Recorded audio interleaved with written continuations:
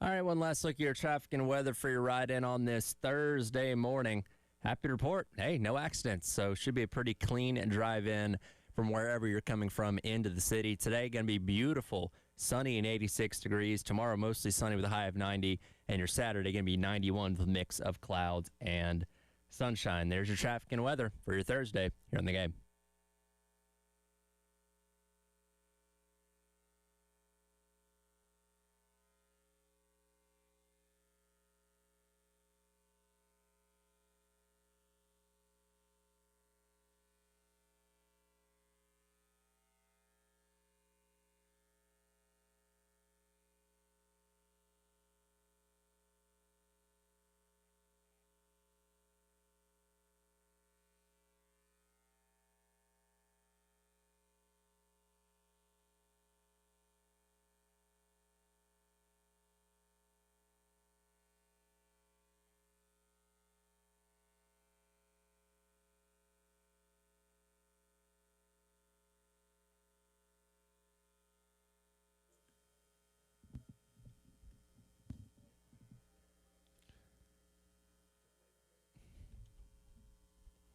Oh, 9 o'clock on your Thursday morning.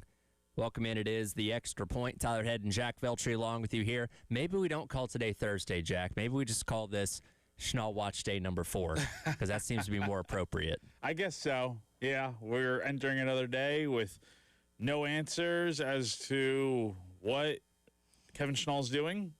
There were a lot of rumors out there yesterday, even some reports that maybe Kevin Schnall is going to be hired as within the hour, and nothing happened. And then more outlets like ourselves here at Gamecock Central and other places reported that nothing is finalized yet. There's no finished deal yet, and that they're still interviewing multiple candidates. So time will tell.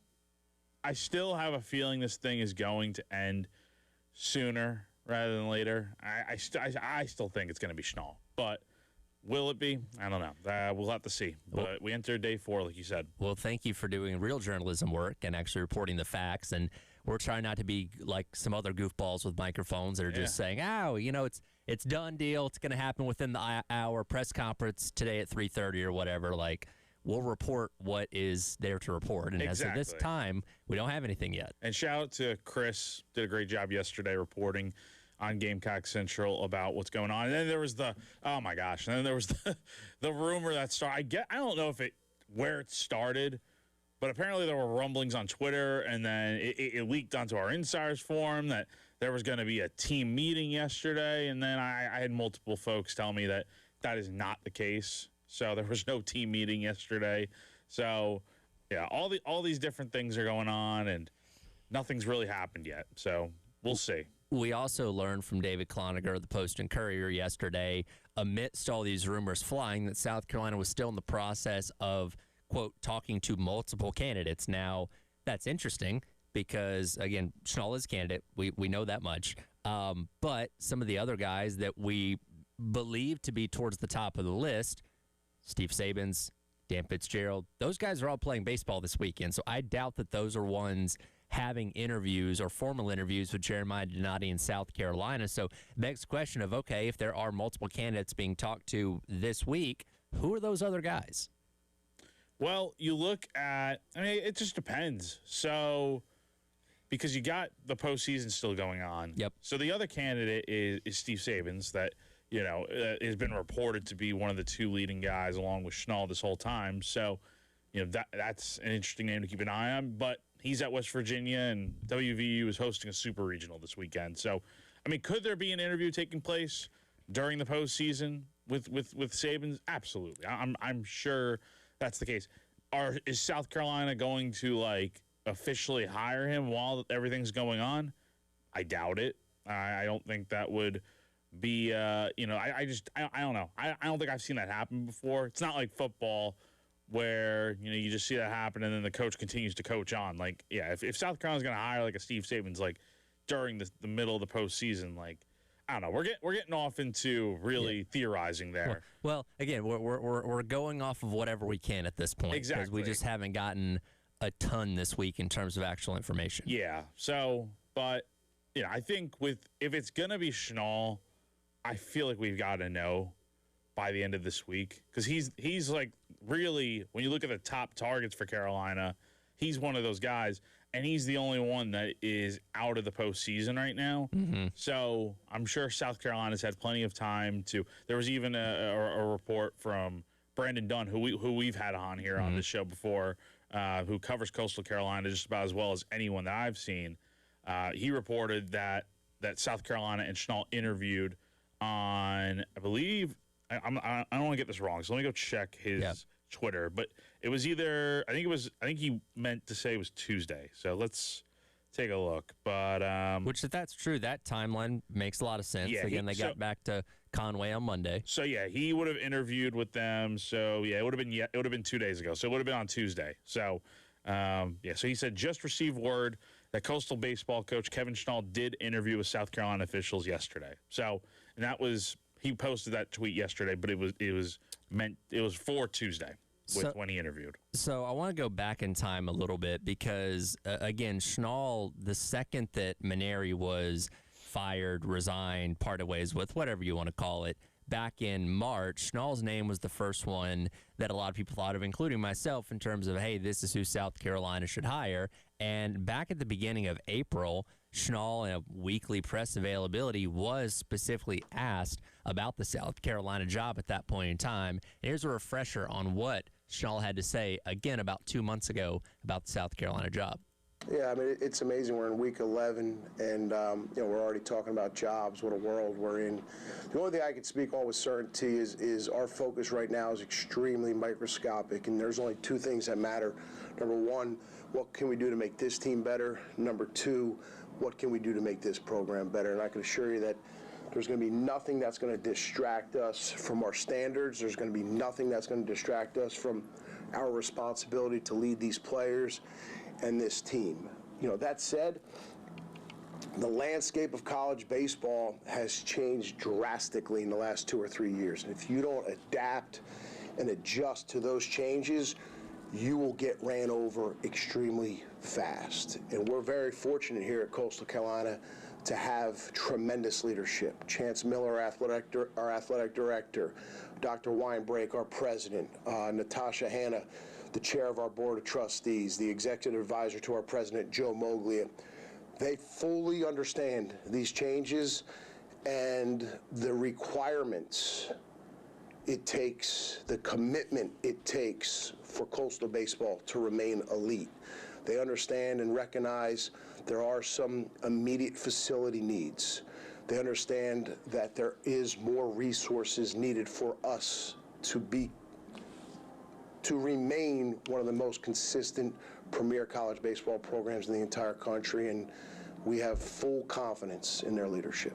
And, of course, that was in the middle of the season, so we didn't expect him to say, yeah, I really want that job. Like, he answered that in the way we thought he would answer it, but I remember talking about it at the time after he said it, that the way he answered that question and some of the things that he put in there weren't like a warning necessarily to Coastal Carolina, but more kind of like of points of emphasis of like, hey, I like what we're doing, but we do need to keep these things up if we want to continue to have success and me continue to stay here. When he talked about, hey, we need facility upgrades, hey, we need to continue to make sure we have the right amount of resources. He did say he had, faith in the leadership, that they understood all those things. And I imagine as this week is going on, because again, it's a back and forth pull, right? Like Schnall, if he did interview with South Carolina on Tuesday, goes back to Coastal Carolina like, hey, here's what Carolina's saying. Here's what they're offering to me. What do y'all got? Like, it's a negotiation for a reason. So Coastal on their end is having similar conversations about what they can give to him to convince him to stay, I'm sure. Yeah, these things, I will say, these things do take time. Like, yeah, the negotiations can run a little bit long. And also when you factor in, Coastal, the buyout for Schnall, if he were to leave, he would owe Coastal $600,000. So I'm sure Carolina would take care of that. Exactly. So, I'm sure there's a lot of moving pieces as to figuring that part out.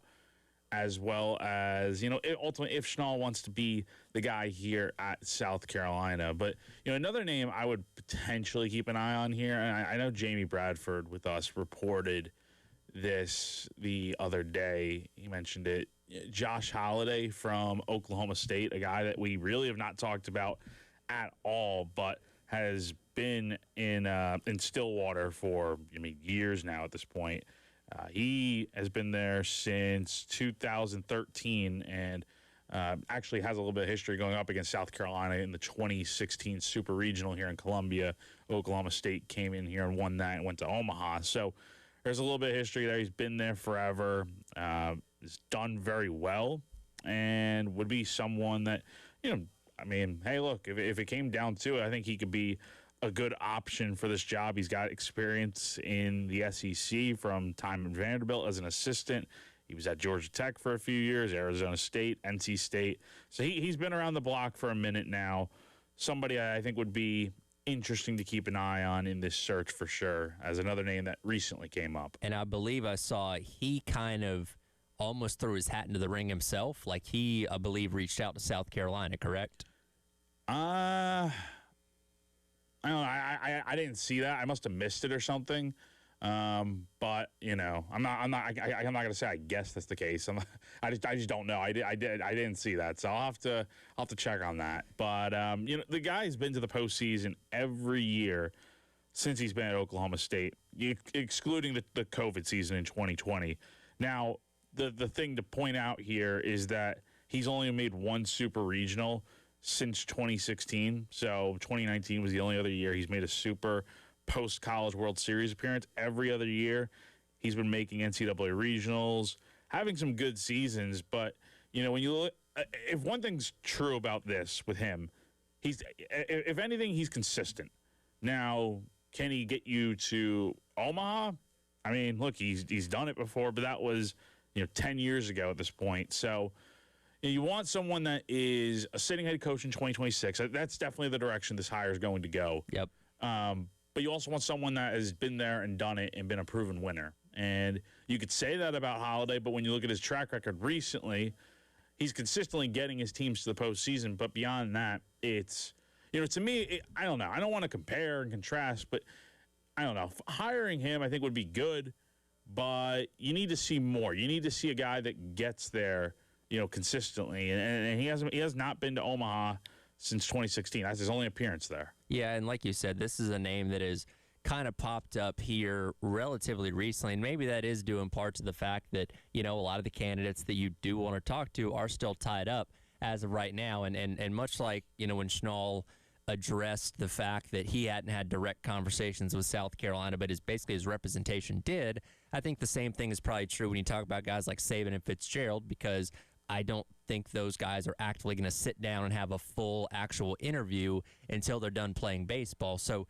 in the meantime, where you're waiting, and you could be waiting on both those guys, throw Skylar Meade in there at Troy as well. All three of those teams could be in Omaha, right? So you could be waiting, if this drags on long enough, waiting multiple weeks to even interview those guys if you really want them to be candidates for your job. So in the meantime, maybe you are looking at somebody like a Holiday of saying, okay, well, we need to interview multiple people while we have the opportunity to. Let's see what this guy's about. And again, how far that goes and how serious of a candidate he is, we don't know, but that is an interesting name that, again, does have a track record of consistency.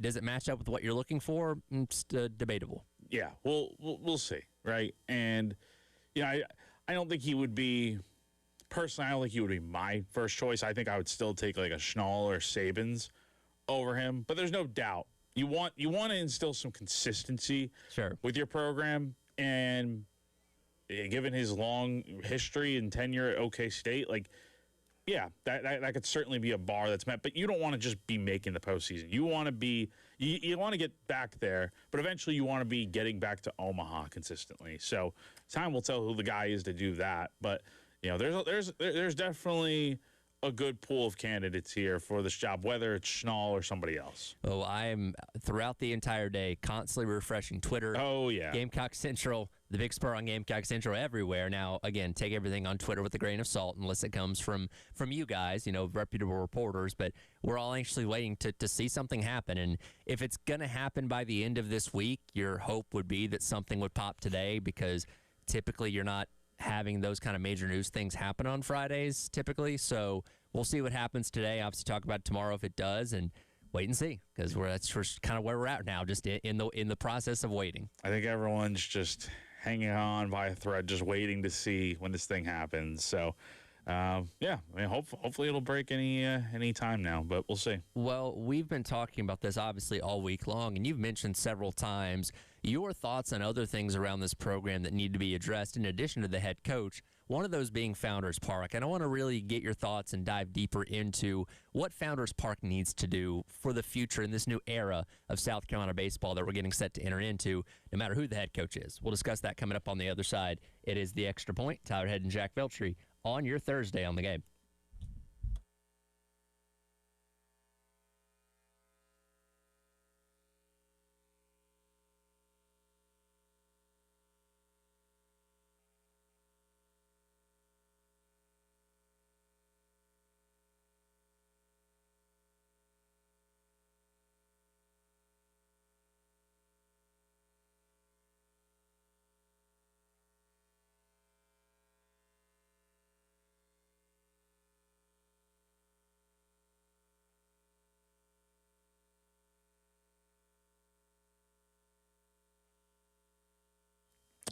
At AAA Heating and Air, home comfort is their top priority. Give a call today to 803-677-1500 to schedule a seasonal maintenance appointment. Let AAA Heating and Air's qualified technicians put your mind at ease with a thorough inspection and cleaning of your heating and cooling system. Join their popular AAA Comfort Club to take advantage of extras such as flexible visits, added discounts, and priority scheduling. AAA Heating and Air also offers indoor air quality products that work with your HVAC system to improve your home's air quality. Clean the air eliminates common household odors, removes allergens and pollutants, and can even improve sleep and reduce the spread of some viruses. So go to callAAAtoday.com. Again, that is call3astoday.com for more info. Tell them Jack from 107.5 The Game sent you on over.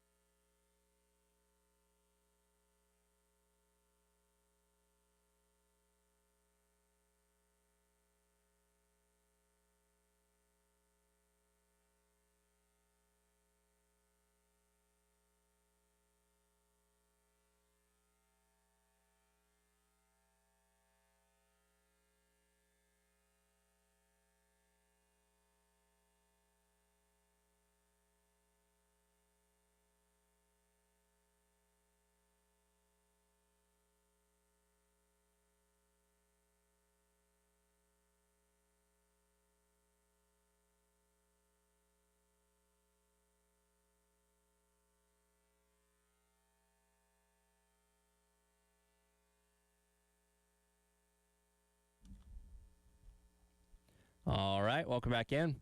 It is the Extra Point. Tyler Head and Jack Feltry on your Thursday here on the game.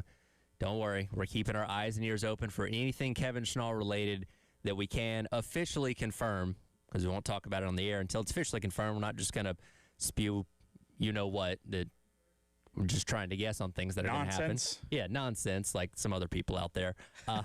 But we're hoping to hopefully hear something soon. But in this conversation we've been having all week long about what Carolina's going to do in terms of hiring their head coach, you brought up several times other things within this program that also need some care and attention too as we enter into a new era of Gamecock baseball. And you haven't been to every SEC stadium yet, have you? There's still a few you're still waiting to check off. Is that correct? Auburn, Kentucky, Texas, Oklahoma. I think there's one more. Ole Miss. Okay. So 5 more I need to go to. So, but you've been to 10 of the 16, or 11 of the 16, counting Founders. Yes. 10 of the other non-Founders parts. I have. In your time covering the baseball team. So you're about as well versed as anybody in what other programs have in terms of their facilities than just about anybody else. So when you say you want to see Founders be better or look better or upgrade here or there, what kind of stands out to you as things that need to be done first and foremost? Yeah, Ethan Carter and I have talked about this on GC Live at nauseum at this point. And the one thing, and Ethan played at South Carolina back when this ballpark opened. So even he knows now, it's like the ballpark pretty much looks the same as it did when it first opened. Like, from a not making a ton of updates standpoint. Yeah. Like, the scoreboard looks a little bit more updated, but, you know, other than that, like, I mean, basically, I see pictures. It pretty much looks identical, pretty much. So I think one of the main things, and I think somebody posted, like, a photo of this, like, a AI rendering, like, a few weeks ago when the season ended. How about something in left field, like a party porch or something? Just, there's a ton of dead space out there in the outfield beyond the wall. You got the visitors' bullpens out, the bullpens that take up a ton of space in the outfield. You have all that concrete walking area beyond the outfield wall. It's just a ton of space out there. The bleachers out in left field, nobody really sits out there unless it's like a big game or postseason where you're trying to squeeze in as many people as possible. Nobody really sits out there. I just think there is an opportunity to do something out there. I don't know what it would be, but I do think you got to do something. Like, kind of like, I think Mississippi State and Arkansas, you can take a ton of inspiration from, or even like an Ole Miss. Like, redo that entire area, maybe elevate it a little bit, and put like grills out there, or let people bring put picnic tables out there, let people bring food in, and have their own little tailgate spots out there, whatever it might be. Mississippi State's a prime example of that, where you literally have designated sections for those people to grill and do whatever. Like, it's on Mississippi State was unlike anything I've ever seen at Dudy Noble last year, and it was pretty cool. Like, you had guys just grilling out there, and it's awesome. And Arkansas is kind of the same way, because they've got grills, I think, already implemented in, picnic tables and whatnot. And you can bring folded lawn chairs out there. So I think something like that would be pretty cool. I just think there's a ton of unoccupied space. The other thing I would say, Tyler, that needs to be added, and I think we talked about this a little bit yesterday. I know they've got the trophies out there in center field, and I think it's a cool little area. You also have, like, the seats from Rosenblatt from when the Gamecocks won the 2010 College World Series. I think updating that a little bit more, like kind of along the lines of the Hall of Fame thing we talked about. I think you got to do something to kind of honor your history a little bit more. And I'm not just talking about those championship teams, because South Carolina, and I will also mention, I forgot to add this part. I know along the columns that are out in right field, those brick columns, I know they have little plaques to honor some specific teams and moments from Gamecock baseball history, but I think something a little bit more in depth, like kind of like what LSU has with a little museum, Hall of Fame type of deal. I think something like that would go a long way, because, again, there's just a ton of unused space out there that I think could really go a long way in just improving the ballpark. Who would you consider to be, like, number one facility-wise in the conference that you've been able to see yourself? That's a good question. Let me think on that. So, let's see. I know it's not Missouri. Missouri's by far the worst. That checks out. Vanderbilt also was a little disappointing. Really? It's a very tightly configured stadium because also it's literally right up against. It literally connects. Like there is literally a little bridge that connects to go over to the football stadium. So it's very tightly compact over there.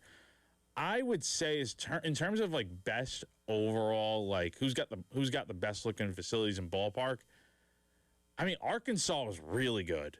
Arkansas impressed me because they have suites that go all the way down to the foul pole out in right field. Like it's very nice. And it also connects right into their player facility right there, which is very state of the art, very nice. Like that's what South Carolina needs. Like it's not just the ballpark for the fans that needs to be upgraded. Like for sure that needs to happen. But after seeing some of the facilities, like Georgia's got a nice looking, Georgia needs more improvements themselves. Well, but they just did a lot of updates. That's what I'm saying. Yeah. But their player facility looks pretty nice. Like I said, Arkansas's got it really well. I'm trying to think of like other ones that are really solid. But I think South Carolina needs to do more for the fan experience, but as well as the players. And we know that's happening to some extent with the locker room being updated this summer. But there needs to be more for sure. Like I think the weight room could use improvements and whatnot, just to make it a little bit cleaner, I would say. Yeah, and look, the fan experience goes a long way. Now, obviously, when you're winning, people are going to come and watch you no matter what, and we hope that whoever this next head coach is going to be does a lot of that, and we're not having to worry about facilities as much, but it is an experience at the ballpark to make fans more comfortable, make fans, want to be out there for other reasons, not just being there to watch the baseball team, and having more options, more things to do, more things that are fan-friendly. And you're right, I don't go too many games, but I bought a cheap ticket and went to the Princeton series earlier on this year. It was a nice day, and they were playing that doubleheader, and I just kind of ventured around the ballpark a little bit. I didn't really just kind of stay in one area, and I spent a lot of time down the third base line, a little bit towards that back corner, and you're right, it is just very open, not a whole lot of stuff over there. And again, you do have to have a walkway and all that kind of stuff, but there is an opportunity, I feel like, to make that into something, especially, and we've talked about like moving bullpens and stuff like that.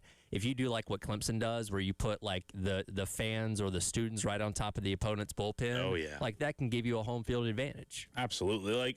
Like go ahead and just like honestly, what I would do, just me, gut the visitors bullpen first off. And Ethan brought this up to me recently.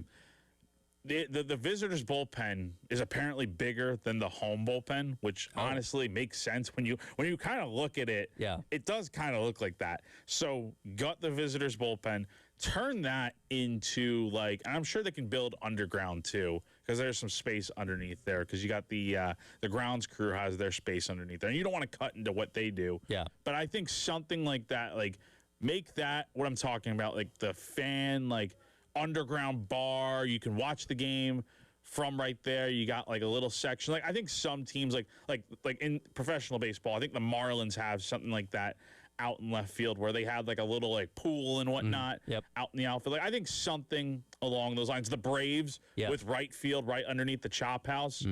That would be something that I think could be added as well. Yeah, so definitely something to look into. Obviously, we know that the main priority for upgrades right now is what's going on at Williams-Brice Stadium. But in the future, as again, we enter into a new era of Gamecock baseball, Founders Park is definitely something that could use maybe more than just a fresh coat of paint. So we'll see. We'll transition into football coming up next. One college football analyst, local analyst at least, released a hot seat list, and he's got Beamer at the top. Is it justified? We'll discuss that coming up next. It is the Gamecocks, it's the Extra Point, not the Gamecock Central Takeover Hour. Tyler Head and Jack Beltry on your Thursday on the Game.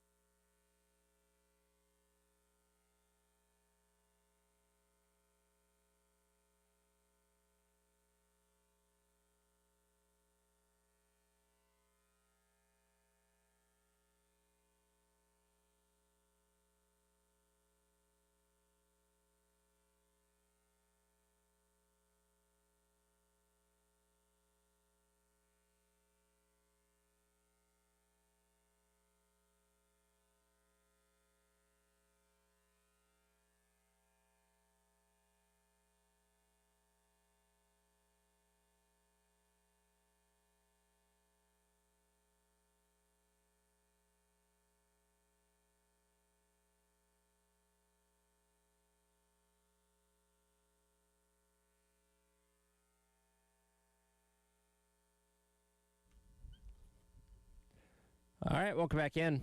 Extra Point. Tyler Head, Jack Veltri with you on your Thursday here on the game. We're 93 days away from kickoff. We'll get into the number 93 coming up in the 10 o'clock hour, by the way. But we're in the middle of talking season for football. And unfortunately, a lot of the conversation that people are having about South Carolina revolves around Shane Beamer and his job security as he comes off another disappointing year, going 4-8 and missing a bowl game a year ago. Brooks Austin of the Film Guy Network, somebody that we've had on the show before. I actually enjoy his content. I've learned a lot from a lot of his film breakdowns on YouTube, but he's gained quite a bit of a following in these past couple of years. And he recently put out his top 10 list of coaches on the hottest seats in college football. I do think it's important, and we'll specifically talk about Norvell coming up here in a minute, that he doesn't even have Norvell on the list. He has him in the already fired category. So basically everybody behind Norvell is who is on this list in terms of hottest seats in college football, and he places Shane Beamer at number 1. Here's the explanation from both Brooks Austin and his co-host on their show the other day on why they believe that is. I have this mental battle, though, every single time we talk about South Carolina and Shane Beamer, because to me, he has a very hot seat going into this year, but there's so many scenarios where I still see South Carolina being like, we'll give it another try. Like, we like Shane. He likes us. He's happy to be here. We'll just keep it going. If Kendall Briles is worth anything, they might have to keep it going. But you lose Lenoris, you lose Dylan Stewart, you probably lose Nick Harbor, you lose Jacarius Teach, fair. you're going to lose Josiah Thompson. If he can't win this year, he will not win. Here's why he will not win at South Carolina. Here's why I'm going to put South Carolina and Shane Beamer at number 1. Because of the lack of momentum that you will have in the month of late November, early December, where you're going to close out the season at Florida versus Tennessee, at Oklahoma, Texas A&M, at Arkansas, Georgia, at Clemson. If you go 1-5 in that stretch, 2-4, that's an accomplishment. You're going to close out the season in very poor fashion. On top of that, like we just said, you're going to lose all the great players that you had. There's going to be no momentum heading into 2027 for that program. I think Shane Beamer will be fired. With arguably your most talented rosters in 2 straight years, you're going to go 4-8 and maybe 6-6. Yeah. We can't do that. No. We can't do that, even at South Carolina. And that does go to a point that you and I have talked about. We even talked about it yesterday. When you look at the collection of talent that he's going to have this year at 4 of the most important spots on a football team, quarterback, left tackle, wide receiver, and defensive end, edge, whatever you want to call it, you may never have that collection of talent. Again, with all those guys having upsides of being first-round picks, doesn't mean they're going to, but if they all play well enough, that could certainly be the case when next year's draft rolls around. So that does add an immense amount of pressure to Coach Beamer, and to the point that they were talking about there at the beginning of that segment where, they say, hey, Carolina could look at that and say, okay, that's good enough. We still don't know how Donati views good enough, right? We still think about things through the context of, okay, Ray Tanner was a longtime AD, has been the AD the entire for all of Beamer's tenure. How would he view that? Well, Donati's different. As we're learning with this baseball coaching search, we don't exactly know everything that makes Jeremiah Donati tick just yet. So while for a lot of us, we may look at it and say, yeah, I could see a scenario where 6 or 7 wins is enough to keep this train rolling for 27 and beyond. Donati may not think the same way. We just don't know. And the other thing is, and Shane did this himself, and I can't blame him, honestly, because what else is he supposed to say, is that he mentioned it multiple times towards the end of last season, like things are going to be different this year, and South Carolina is going to be right in the mix for the postseason going to the playoff. Like, he said that, I think, at least twice last year. Now, I understand why he did, because it's like, what coach wouldn't believe that they're capable of going on a run to win the national championship? Like, every coach comes into every season thinking that their team is going to be right in the mix to make the playoff for the most part. And, you look at the roster South Carolina has, like, I think the roster is definitely good enough to win X amount of games to potentially get there. But, yeah, I mean, it will be an interesting discussion to have if South Carolina gets to a bowl game, but they win, like, 6 games, right? Because, I don't know. I mean, for South Carolina, the standard typically, history tells us that they're usually a bowl team, winning about. They don't have this great history of winning 10+ games every single year. At best, South Carolina is typically like 7 to 8 wins maybe on a good year, right? Yeah. And I think we have to keep that perspective in mind when talking about what to do next. But Jeremiah Donati may think differently, right? He's now in his second year here at South Carolina. Yes. Like, he comes here with the expectations. Keep in mind, when he left TCU had just made the national championship. Mm-hmm. So, and I don't know what TCU's resources were for football, but I'm sure in the Big 12, being in Texas, they're fine.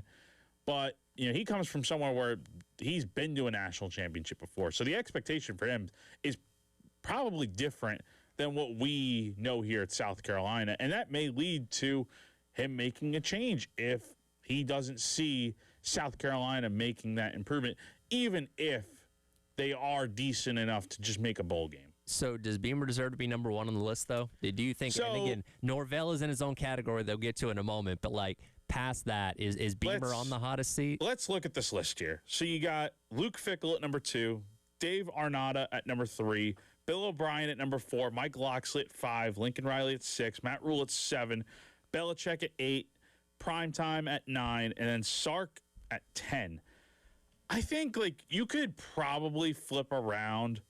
Luke Fickell could probably be number 1 on here because he's underperformed at Wisconsin easily. Mm-hmm. And I thought he'd be someone that would have done a better job by now. And I honestly thought he was going to be gone last season, but Wisconsin decided to keep him, pump more resources into the program. So I personally would say Fickell would probably be number 1 in my book. But I can't help but say, I feel like Shane is definitely top 3 in terms of hottest seats, obviously, because they went 4-8 last year after winning almost 10 games 2 years ago. By the way, you just pointed out they did misspell Dave Aranda's name on this.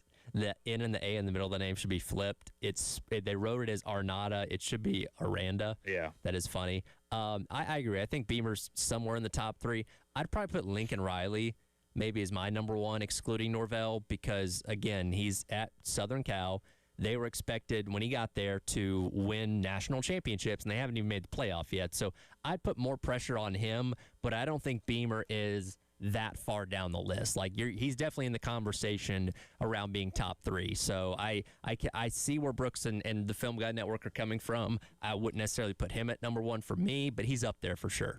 If I'm making out a top 3, I'd probably go Fickell, Lincoln Riley, and then Beamer. I think... And you could honestly flip Riley and Fickell if you want, or Beamer, honestly. You could put any of those guys in any order in the top 3. But I think those are the guys that are facing the most pressure this season, obviously aside from a Mike Norvell. But, yeah, there is pressure to win this year. And I don't know if simply getting to a bowl game is enough, especially with everything that went into building what, on paper to me, and with what you returned, looks like a much better roster heading into 2026. So let's talk about Mike Norvell. And also, he included Steve Sarkisian on this list, too, which I think is pretty interesting. We'll discuss that coming up next to wrap up the hour. It is The Extra Point. Tyler Head and Jack Feltry on your Thursday on The Game.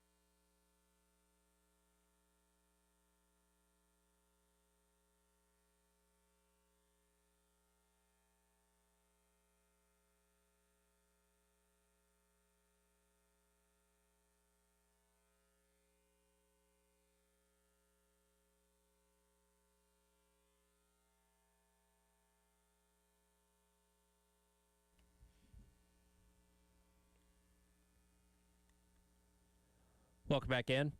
It is the Extra Point. Tyler Head and Jack Feltry wrapping up hour number 1 here on your Thursday on the Game. We're discussing Brooks Austin of the Film Guy Network's top 10 hottest seats in college football for where he had Beamer number 1.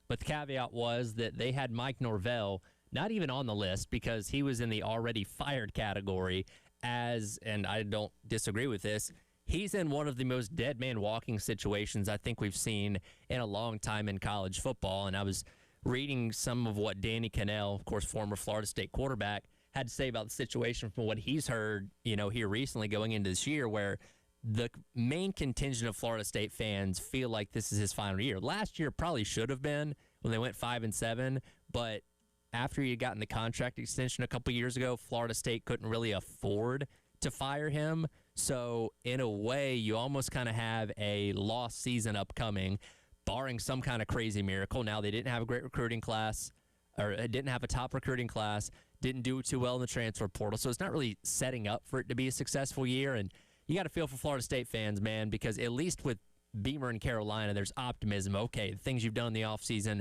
maybe kick this in the right gear and you turn things around. But Florida State fans just don't seem to have any optimism that Norvell is going to be able to save his job down there. No, definitely not. And the thing is, it's just such a large buyout when you think about it. Like when you fire him, assistants, I mean, it's going to cost a ton of money. So, and it sucks that that's the reason why that Norvell, hasn't been moved on from yet. Because, honestly, look, he just has not done a good enough job the last, since that undefeated season heading into the Orange Bowl, just has not done a good job out there. And, Florida State expects to be competing for national championships, and you can't really say that that's really been the case consistently at all under Norvell. So definitely a guy that this year you brought him back, like, if it is another down year, I think you just got to move on, regardless of what it's going to cost. That would be because, again, we've had so many jobs being switched and hires being made this past offseason. Like that, without a doubt, is probably going to be the best job available this next cycle, right? I would think so. I think so for sure. It's Florida State we're talking about, for sure. Elsewhere on this list, and I thought this was pretty interesting, again, from Brooks Austin, he had Steve Sarkisian at number 10. And it's such an interesting conversation because I don't think, barring a disaster like a 4-8 season, which I don't think is going to happen, Sark's not going to get fired. But like the pressure on him, I do feel like is starting to mount a little bit more because you're routinely having the best in terms of what you spend roster in college football on a year in, year out basis, and they just can't quite get over that hump of making the national championship. They obviously got eliminated in the Sugar Bowl by Washington in the final year of the 4-team playoff. They came darn close against Ohio State in the Cotton Bowl 2 years ago now. Didn't even make the playoff last year and played in the Citrus Bowl and beat Michigan. But it's like, man, at some point with the talent that you have, you're supposed to break through and finally at least play for the thing, if not win it. And he hasn't done that yet. No, yeah, he has not. So this will be an important year for him. I don't think he's going anywhere. I'm barring like an 0-12 season, something just catastrophically bad. I don't think he's leaving Texas, or Texas is going to move on from him. I don't know what his buyout is off the top of my head, but I'm sure it is quite a bit. So I think if you get back to the playoff, I think he's safe. I think it would take something real bad, but at some point. This will be year 6 for him now.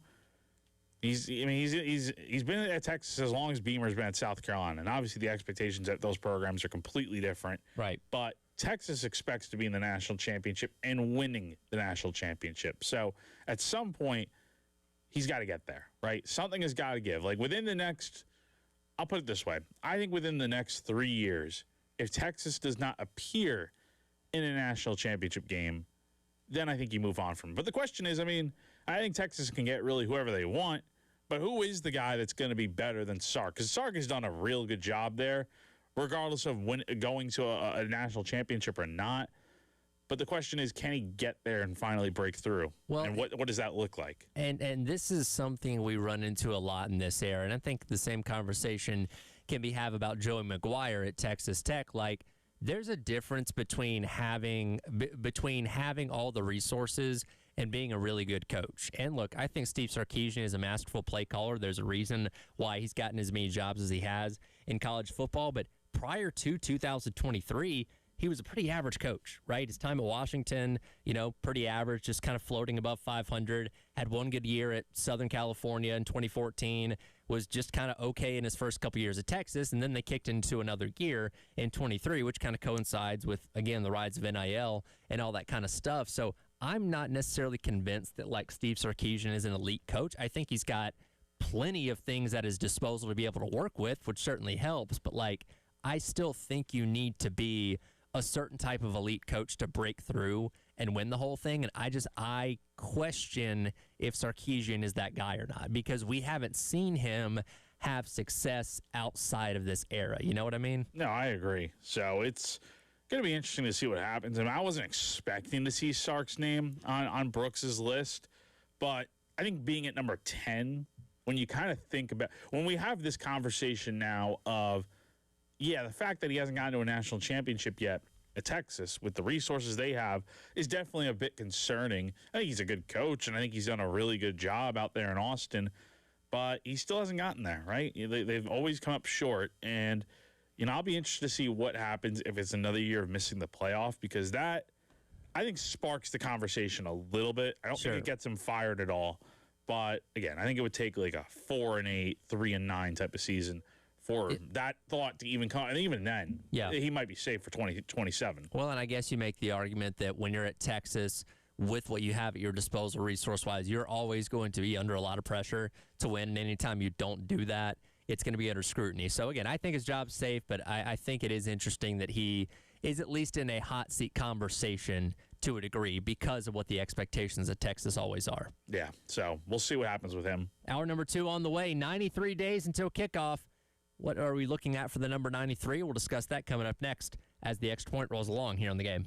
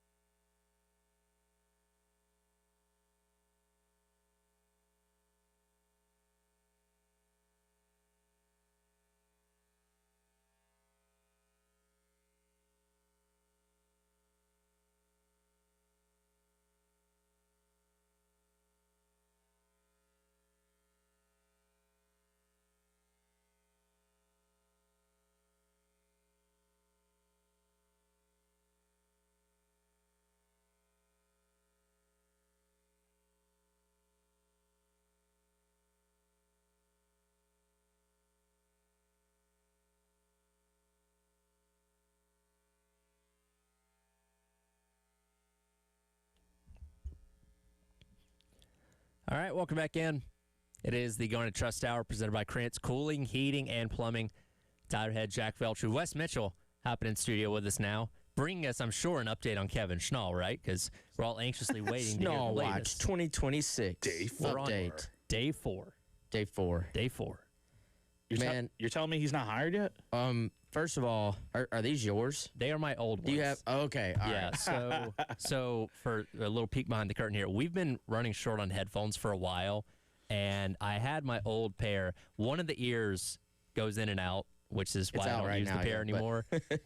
So I was like, you know what? If worse comes to worse and somebody needs them, they're there. So I wouldn't recommend using them if you don't have to, but especially when we have guests and we need an extra pair, I leave them in there just for that. So these are not the Metric Belt and Trick Williams ones. The ones I'm wearing are the Matrix Belt and Trick Williams specials. We should have got them to autograph them. Yeah, I got you.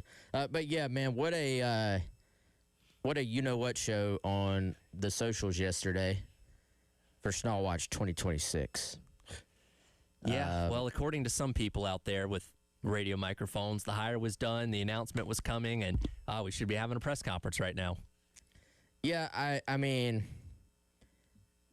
I do love coaching searches actually because it is just always crazy. But you know, the funny thing is, guys, I don't feel like this has been that dramatic of a search so far. You know what I'm saying? Like, Yeah. and I also feel like one thing that is almost always the case with these things, it takes a little bit longer than, you know, your sports media, your fans, your players probably too.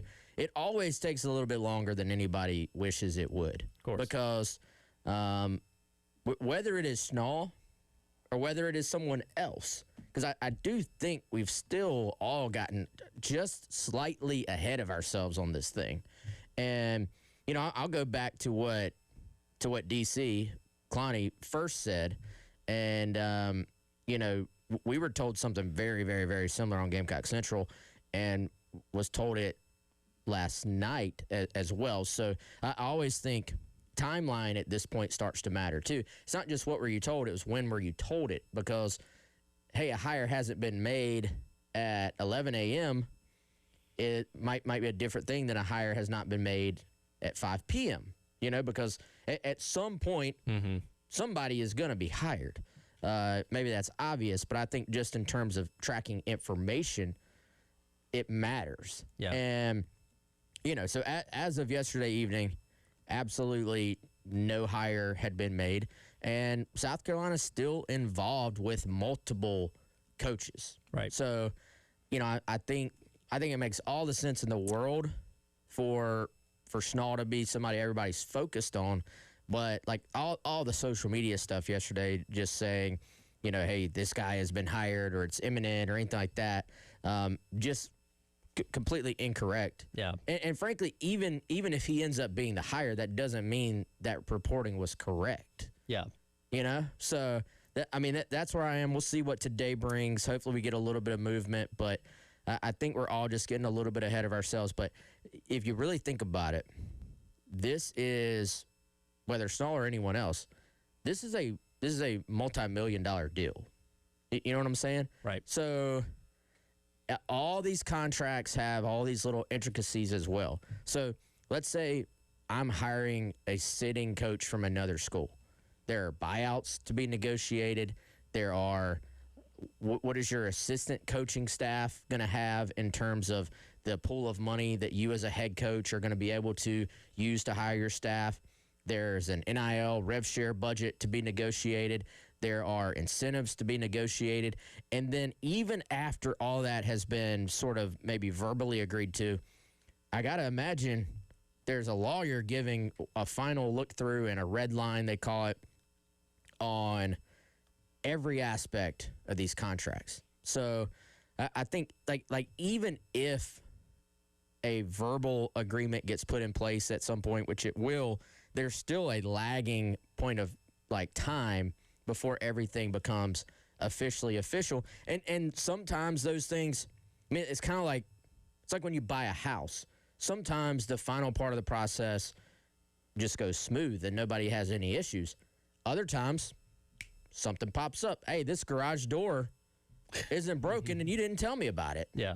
So oh well, now we're back at the negotiating table. So I think it always takes a little bit longer. That doesn't mean anything's gone wrong. That doesn't mean it's a dramatic search. But you know, I think that little tidbit about South Carolina still, you know, involved with multiple coaches here, I don't gloss that over. You know what I'm saying? Like, I think there's just an assumption that it is going to be Schnall. But nobody was saying South Carolina was hiring Paul Maneri until they were hiring Paul Maneri. So coaching searches always inevitably have a sense of, even if you gather as much information as you can, you never can gather all the information. So, and it doesn't help that you've got all these random Twitter accounts posting that Kevin Schnall is hired and whatnot, and then it spreads misinformation. Like I had an old high school buddy that is a Gamecock fan that, you know, posted that they're all excited that Schnall's being hired and whatnot, and I had to DM him on Instagram like, hey man, they haven't officially they haven't hired anyone yet, and he's like, oh man, I didn't realize that. So it's like, you know, there's so much misinformation that's being put out there that it's like there's only like a certain amount of people that, like, if it comes from like us or like a Kendall Rogers or somebody like that, then that's when you know like this thing is legit. But you know, that's the unfortunate part about it, is that you get everyone's hopes up, and then if something happens and it's like it's not him, it's like, well, what the heck, man? Yeah, and I think also a lot of times there will be semantics involved with this too, and it's like, well, it's not a done deal, it's not official until the BOT approves it, which is true, but we're not even at least as of last night, we're not even at that point of it yet. Like, there will be a point where you could literally be like, well, it's not official, but a coach will have maybe agreed to terms. Yeah. You know what I'm saying? And so then you agree to terms, and then once the BOT approves and everything's signed, then it is quote unquote official. So I think sometimes people assume we're already in that stage of, well, yeah, it's not official, but they've all agreed. You know, as of last night, we're not even at that stage yet either, which is that's really the big stage right there. That's the big movement. Right. And by the time the email goes out to everyone about a board of trustees meeting, you know, the next day or whatever, all of you guys will have already basically reported like, hey, this is happening, it's wrapping up, just waiting for final approvals. But when Gamecock Central, the Big Spur, all those sites are saying, yeah, this is definitely going to happen, that's when it becomes real. And Jack's right. You do have to be careful, because there are a lot of people that are trying to just get ahead of it and say, hey, you know, I said they were going to hire Schnall, and it ended up happening. That could have been, you know, 4 days earlier, whatever it may be. So anytime I come across those things, and not that those things don't end up being true sometimes, because there are some of those faceless, you know, accounts and things out there that do get things right, but as the rule of thumb is, always wait for reputable sites to report on it, saying, hey, here's what's happening, before you know, run with it or talk about it or share it or whatever it may be. Because, and especially in a situation like this where there hasn't been a whole lot of information that has gotten leaked out so far, just be careful of what you read. Yeah, and I think there's a difference between, man, if you don't have to answer to people on some of this stuff, yeah, of course. I mean, everybody in this building has heard, hey, Kevin Schnall might be hired. So, like, what you do with that information, you know, obviously is up to you. But if you know, if you don't have to have the wrath of somebody calling you, you know, at a university or within an athletic department and being like, what are you doing? Then that's where I'd kind of draw the line of who I believe. But I think I even go back to the Kendall Briles, Stan Drayton, and Randy Clement's hires. You know, there was a lot of different stuff floating around. And even that one, frankly, there was some national media reporting saying it was done when that wasn't done either, you know? Yeah, I remember that. So, you know, and you can refer to Beamer's comments in the opening press conference talking about those guys.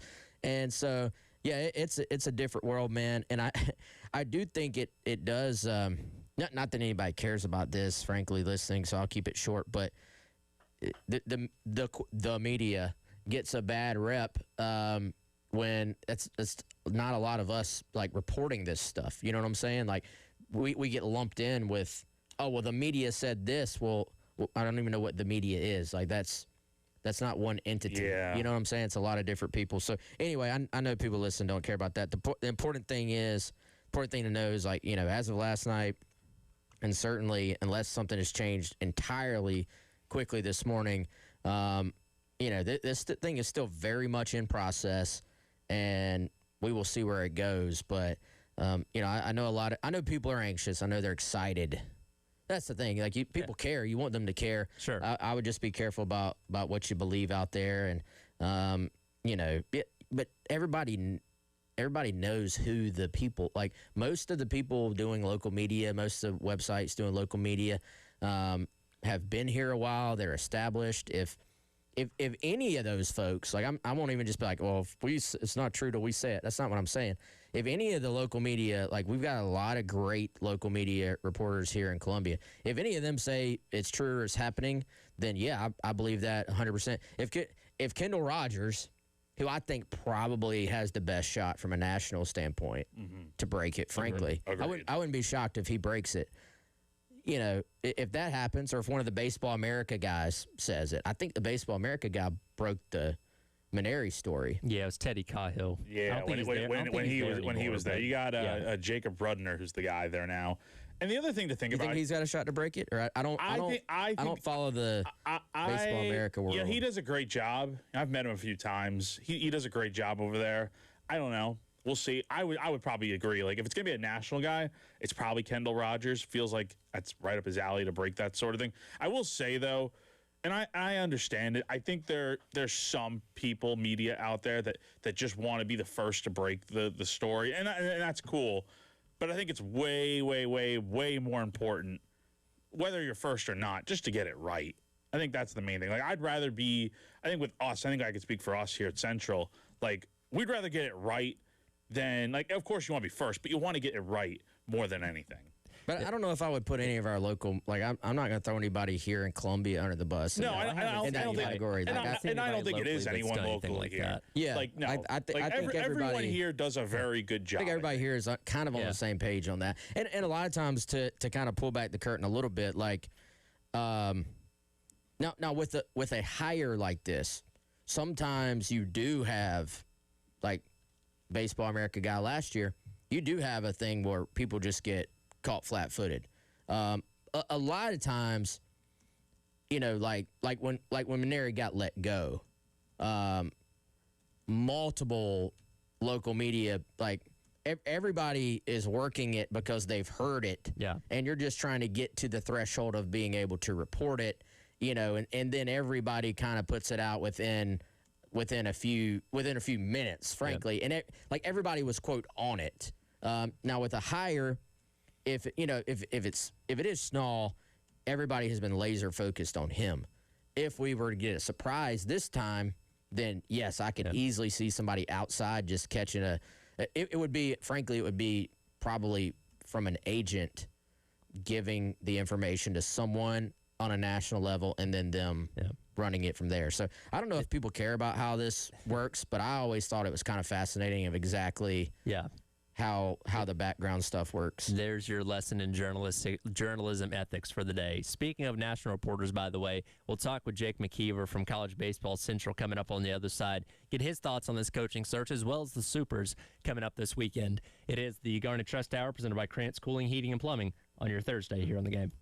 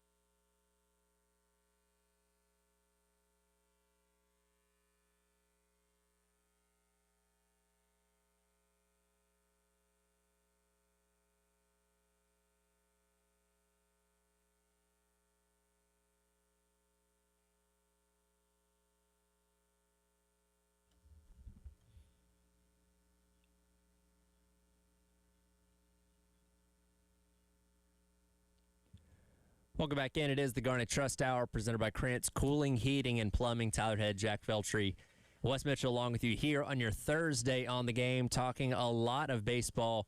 And we'll do that now with our guy, Jake McKeever from College Baseball Central, joining us on the AAA Heating and Air phone lines. Jake, appreciate your time, man. How are we doing today?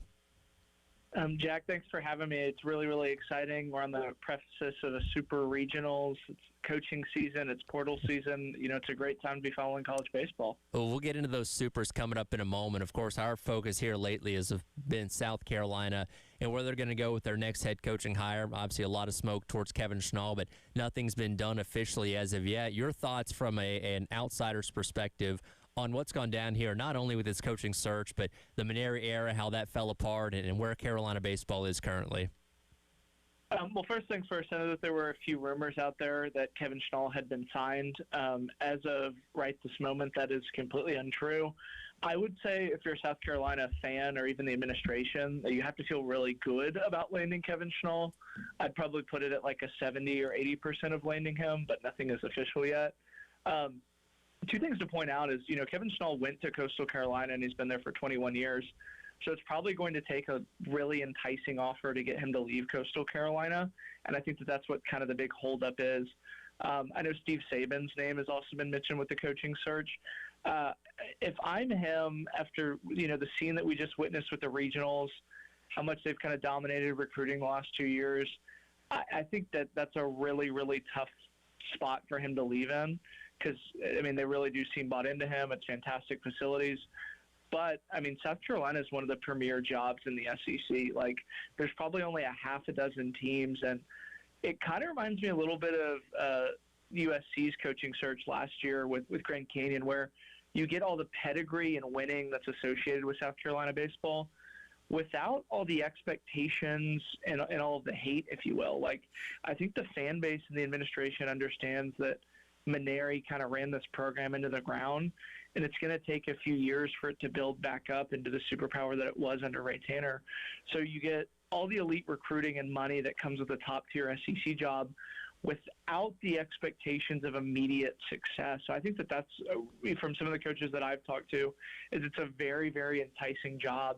So I'm really excited to kind of see where they go with it because, you know, James Ramsey got a big, big extension because of South Carolina, and I think that just shows how serious South Carolina is in getting back to those Ray Tanner days. Hey, Jake, it's Jack. Thanks for joining us, man. Kind of going along the lines of Schnall here, I'll just ask pretty simply, I mean, just from what you've seen, what sticks out most about him, and why is he so enticing for this South Carolina job, in your opinion? First things first, I mean, he's a proven winner. I mean, to go to Omaha in your first season is really just outrageous. Like, we saw what Josh Elander did at Tennessee his first season, Michael Early in 2025. I mean, it's really, really challenging to be a head coach. And furthermore, they did a really good job kind of stifling teams that wanted to get players. Like Dean Mijos, Cam Fluke was a first-rounder that probably would have got mid or low six figures if he enters the portal. And that shows you the program that Kevin Schnall has kind of built at Coastal Carolina, that people like Cam Fluke aren't willing to chase millions of dollars, that they come back and trust the system that he's built at Coastal Carolina. And then furthermore, I mean, the Sun Belt's a really competitive conference. In the past few years, Coastal has dominated it. So it's kind of enticing that Coastal's not really considered a mid-major anymore. It's in the region of the Carolinas, so Schnall has probably a ton of personal connections there with these high school coaches and then just all the money that comes behind it. I think that that's really what's enticing about Kevin Schnall is it's, you know, a proven formula of winning. Let's talk a little bit about the tournament this past regional weekend, maybe one of the most entertaining that I can remember in recent memory. But what about you, man? What stood out this weekend? Where would you put this one in terms of just high drama entertainment level since you've been following the game? I mean, this one has to probably rank at the top near regionals. I mean, you mentioned all of the drama that kind of instilled. We had 4 teams go 2-0, get bounced from their regionals. And for reference, ESPN ran a graphic Friday when I was watching the Kentucky game that said 92% of all teams that win the first 2 games of their regionals advance, and it's 75%.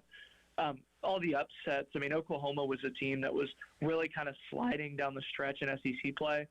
I mean, I remember at the beginning of May, we were talking about, hey, if a few things break Oklahoma's way, they can probably be a host.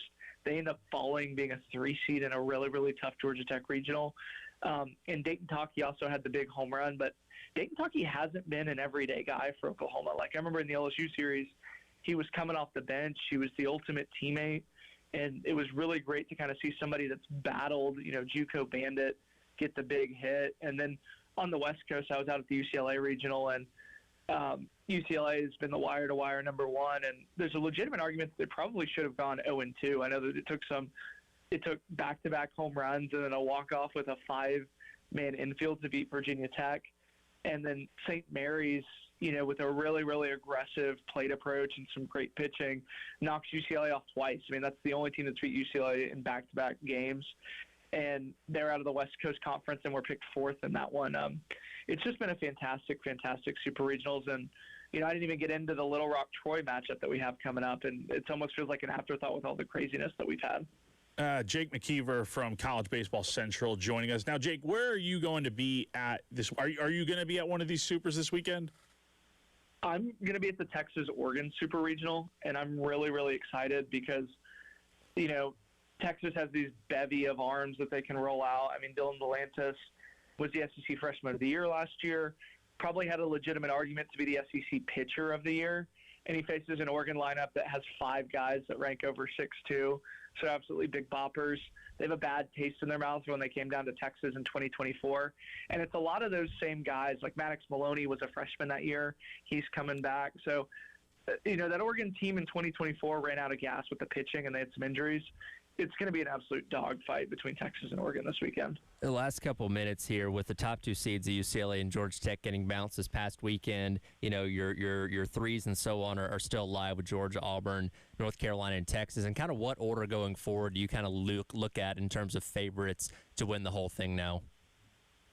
I would say Texas is probably the favorite because if Mississippi State beats Georgia, which again, it's very, very hard to beat a talented team 5 times, and that's what Georgia's going to have to do against Mississippi State after they swept them at home. Texas has a series win over Mississippi State. They have a series win over Alabama.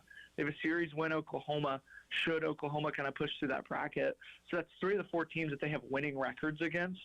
And then outside of that, Auburn, if they can dispatch Ole Miss, which again is easier said than done. These are 2 former SEC West rivals that actually didn't even get to play this year, so it's kind of fitting that they're playing in the Super Regionals. It really kind of does set up for that side of the bracket because you're going to get either Poly, West Virginia, Troy, Little Rock in that 1-0 game, should they get past North Carolina, USC. So those would be kind of my 2 favorites right now would be Auburn, should they push through, and then Texas. Hey, Jake, let's dive into this Chapel Hill Regional real quick. How do you see that one going? And what has Forbes done there just to be so consistent with making the tournament every single year and just consistently having such good, solid teams? I would say first and foremost, it's the culture that's built at North Carolina that really kind of stands out to me. I mean, you have a guy like Carter French that's putting off a medical career to go and be a walk-on at college baseball. I think that's one of the best stories. But for me, I think the big key to this series is going to be which offense kind of shows up. Because as we saw with USC, like, they have a chance to shut down really, really talented lineups. I mean, they really took it to an A&M team that was probably the class of the SEC. Michael Early mentioned that a lot of these pitchers kind of pitch downhill and pitch off of their secondary pitches. So it's going to be really, really tough for North Carolina. But the flip side of that is, DeCaro's going to keep them in the game with the pitching staff. So I'm really, really excited just because I'm not really sure how many runs are going to be scored that series, but you can tell that every single moment of that game is going to be magnified. Like the errors are going to mean more. The bunts, the 2-strike hitting I think is going to mean more just because of how much of a premium runs are going to be in that series. Jake, good stuff, man. We appreciate it, and here's hoping that the Supers this weekend are as exciting as regionals were. Yep, thanks for having me. We'll be back in Omaha next week, so hopefully we see some Carolina teams out there. Absolutely. Looking forward to it. Jake McKeever there of College Baseball Central. And again, Super Regionals get rolling tomorrow all around the country. We'll continue on with the Garnet Trust Hour presented by Krantz Cooling, Heating, and Plumbing. 93 days until kickoff. We'll talk about the number 93 coming up next on your Thursday here on The Game.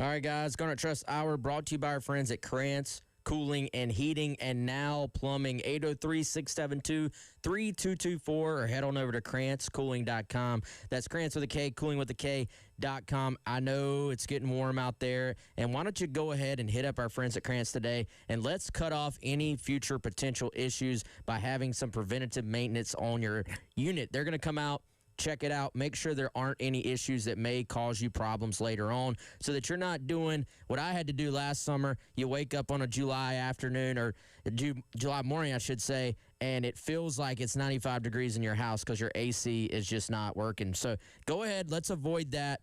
Call them today, 803-672-3224, or you can even set up your appointment at KrantzCooling.com and go ahead and have them come out to your house for that preventative maintenance here. We know that Columbia summers are hot.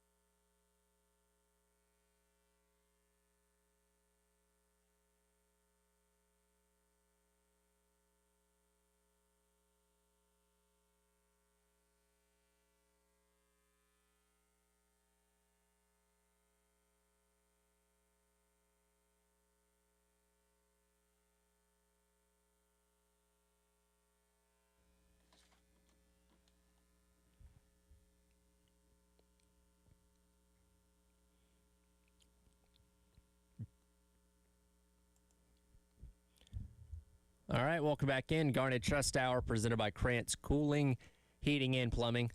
Tyler Head, Jack Velcher, Wes Mitchell along with you here on your Thursday on the game. Getting closer to South Carolina and Kent State on Saturday, September 5th, on what should be a very hot 12:45 kick. 93 days away from now. We'll get to 93-day trivia coming up in the 11 o'clock hour. See if you or Chris can get back on the board. But for the number 93, do you know who wears that for the Gamecocks currently? Or will this upcoming season? Oh, God. Come on, man. This isn't a trivia question. I'm not counting this against you. I'm just asking because it's going to spurn our conversation. I don't know, but I'm going to throw a guess. Okay. Is it Julian? It is Julian Walker. Okay. All right. Sweet. Nick Barrett moves on and hands the 93 to Julian Walker, coming in obviously very highly touted out of Dutch Fork High School. And, of course, as we talked about throughout all of spring practice, there was little information that got out. You guys got to see a little bit in your media availabilities, but we didn't learn a ton. But one thing we did hear a lot about was some guys like Julian Walker, like Noah Clark, like Jazavian Currents being like head turners early on. Of course, Walker's recruitment was very high profile. His flip from Michigan to South Carolina at the last minute was obviously something huge that we talked about when it happened last year in December. And he's coming in with some pretty high expectations career-wise. We don't know quite what he's going to do in year number one. And it's interesting because he comes in to what's a very talented edge room where getting playing time is going to be hard. Yeah, I mean, I think if you look though past Dylan, I think there's playing time to be had, man. I mean, the thing that stands out to me there too from the edge room that I think we don't need to gloss over is the emergence of Anthony Addison. And so Anthony was a guy. Even I'll go back to last. I think this was preseason, not spring. When you had all the I think it actually was spring during the scrimmages. Anthony Addison's name started popping up a little bit, and it was kind of like he's probably not physically ready, and he's always going to be, frankly, a little bit undersized from like your prototypical edge guy. But you always hear people talk about this guy has a high motor, and he's one of those edge guys that can go out there and just does not quit. And there's something to be said for that. He does have a good first step as well. We were told by multiple people, like, this is the type of player who they're in the middle of practice number 9. They've been out there for 2 hours, and a running back breaks off a run 30 yards downfield, and you look up, and there's a defensive end chasing him down trying to save a touchdown, and it's Anthony Addison trying to make the tackle. So I do think that Addison doing what he's done has maybe just increased the depth there a little bit, but you know, you got Caleb Herring coming in, obviously. You bring back Dylan. Other than that, I mean, I think there's plenty of room there for Julian to be in that 2 deep. You know, especially the fact that Deju left and that he left at the last minute really kind of hurt your experience depth in that room. And it really put South Carolina in a spot where it was hard to just replace Dez at the very end of the portal process because for the most part, you had already kind of assumed you were going to have him. He'd already re-signed with South Carolina. So, you know, that's a spot where I think there's definitely room for a young guy to help.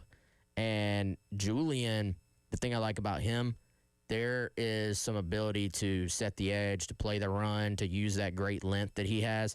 A lot of times these freshman high school guys come in, they're just kind of pure pass rushers, and you have to develop all that other part of their game. And Julian is a little bit more of just a balanced player already. I'm looking at the size comparisons here.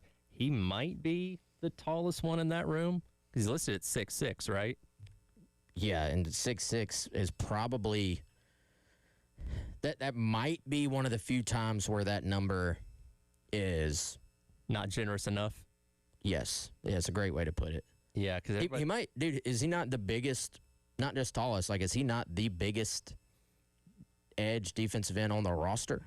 Yeah, based on what I'm seeing here at 6'6", 255, that might be the case. So he does have a size advantage over pretty much everybody else in that room. And I go back, I was reading some stuff yesterday. I think this is one of Chris's articles, but y'all had Charles Power, give his thoughts on Julian Walker, of course, the master when it comes to assessing these guys coming out of high school. And he said he didn't think he'd be shocked if he saw Julian Walker get in this rotation based on that size, athletic ability, and what he saw out of him when he was at Dutch Fork.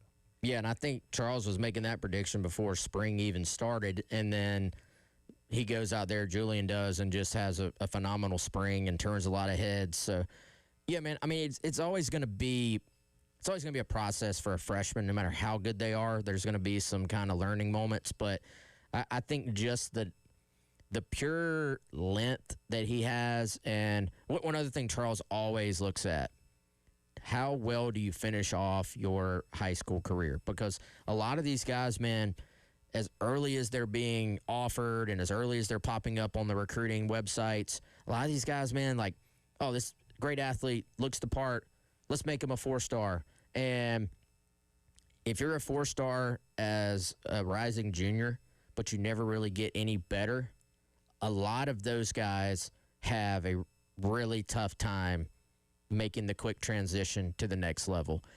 If you just keep getting better, keep coming on as you become an older player, then typically you have momentum going into the college game. And so I think you look at what Julian did.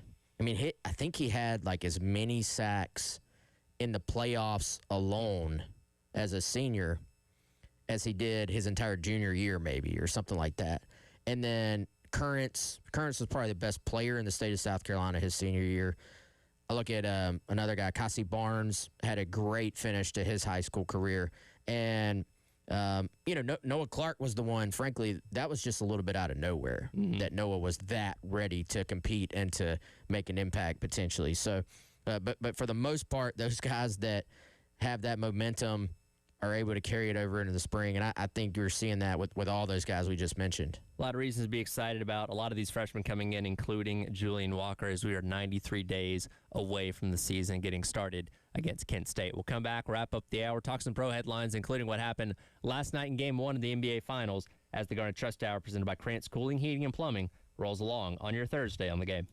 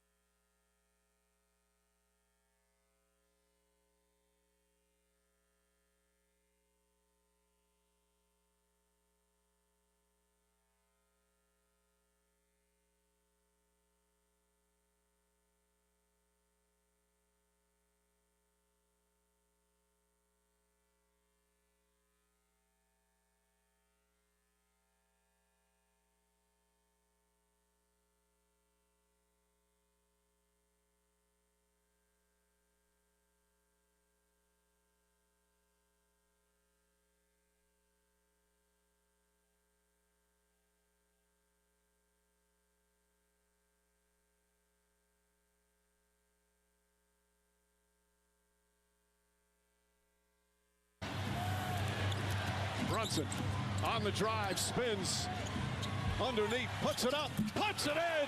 Jalen Brunson does it again. Welcome back in. It is the Garnet Trust Hour presented by Krantz Cooling, Heating, and Plumbing. Tyler Head, Wes Mitchell. I think Jack took an important phone call. Maybe he's talking to Kevin Schnall. I don't know, but we'll let him do his work and see if he pops in before the end of the show. But that was the call last night. Jalen Brunson with a shot there that was among the 13 points that he scored in the fourth quarter, helping the Knicks pick up the series victor, a first win of the NBA Finals, 105-95 over the San Antonio Spurs. Do you know the last time, by the way, the Knicks lost a game? I have no idea. Night one of the NFL draft, April 23rd. It's been almost a month and a half. 12-game winning streak now. That's insane. Yeah, that is. Did you see the feel-good story of the kid who got Knicks tickets for Game 5? And but, of course, Game 5 didn't get played, and so he didn't get to use them in the conference championship. And he got a message from Carmelo Anthony with tickets to the finals. Oh, that's cool. To replace his tickets he didn't get to use. Yeah, that's neat. Pretty awesome. Yeah, that's cool. No, I didn't hear about that, but that's pretty neat that they honor that. Yeah, it's the risk you run when you buy tickets for games 5, 6, or 7 if you don't know if they're going to happen or not. And with the way things have been going, Jack, the Knicks, who I just mentioned to Wes, haven't lost a game since night one of the NFL draft. Got off to a good start. I don't think they're going to sweep the Spurs. That's asking a lot, but certainly stealing a game on the road is huge. Guys, they haven't lost a game since Karl Anthony Towns appeared in Devil Wears Prada 2. That was May 1st. That was the most we're talking about Jack sentence ever. We're talking about a month ago since the Knicks lost. We talked about it the other week that these New York teams have their weird things, like the Mets with the grimace thing a couple years ago. Maybe Cat being in the Devil Wears Prada 2 was what they needed to go on this run. Yeah, exactly. But no, seriously, I mean, that game last night, Knicks played really well down the stretch there. Went on an 11-0 run to end that game. How about Jalen Brunson, man? The play that sticks out to me from last night was the missed shot. He tips the ball in the air on the rebound, gets it to OG Anunoby, and then OG kicks it back out to Jalen in the corner, who hits the go-ahead three that puts the Knicks ahead for good. I mean, just talk about the effort on that play. I mean, the smallest guy on the Knicks getting the most important rebound of the game when you got guys like Wemby and, the big men that they have out there in San Antonio. So, yeah, I mean, that was massive to steal game one, let alone on the road. And, the Knicks, they'll be heading home happy, I think, either way, because they will at least be heading home with the split, but we'll see what happens in Game 2 on Friday. And for Wembanyama on the other side of things, his second worst field goal percentage of the postseason so far. The only worst one was that being game number 5 against OKC, which they lost, where he was 26%. Forcing the outside a lot, took 9 3-pointers last night, only making 2 of them. Didn't play his type of game, and that's exactly what the Knicks need to do in this series to hold him at bay to be able to win. So, real good game for the Knicks last night. Looked like did you see there was the watch party out at MSG? I did. Apparently, the New York police weren't going to let it happen, and then they allowed it to happen. So it created a pretty cool visual, which I always love that with championships, like the away team's fans watching at some specific place, whether it be in the arena or outside of it, and their reactions when those kind of things happen. That's pretty cool. Yeah. So I think we should normalize that. Like, I think that could be more of a thing. Yeah. Or, other than Jack here, nobody goes to the movies anymore. So I think that would actually be a great way to generate revenue for movie theaters if you had a huge away game. I disagree. If you watched games at the movie theater, you don't think that would be a fun experience? I don't know. I was at Backrooms last night, a small budget A24 movie that came out recently. That is outdrawing Star Wars, by the way. Was it not good? No, it was good. Okay. It was just, again, my review's up on Twitter. It is. So listen to this explanation for how, because the movie's so tough to describe, but they mention this one quote over and over again. I'm so sorry, y'all. It is, you just opened up a can of words. Jack, somebody replied to me on Twitter last night saying, and this is a direct quote from the movie, I think describing the movie is like explaining a dog to someone who's never seen a dog before. then asking them to draw it. That's basically the way the movie went last night. It's good, but it's kind of just like I could not explain it to you because it's so tough. So had you read like the creepypastas and stuff about it in the past, like where you knew the lore going in? Not really. I went in. I hadn't even seen a trailer. I was just going in blind. I heard it when I saw it outdrawed Star Wars last week, and Star Wars' second weekend at the box office. I was like, I'm going to see this movie. Freaking Obsession, a movie made by a YouTuber apparently for like less than $1 million is the highest grossing movie at the box office so far right now. It's crazy. So that said, people are going to the movie theater.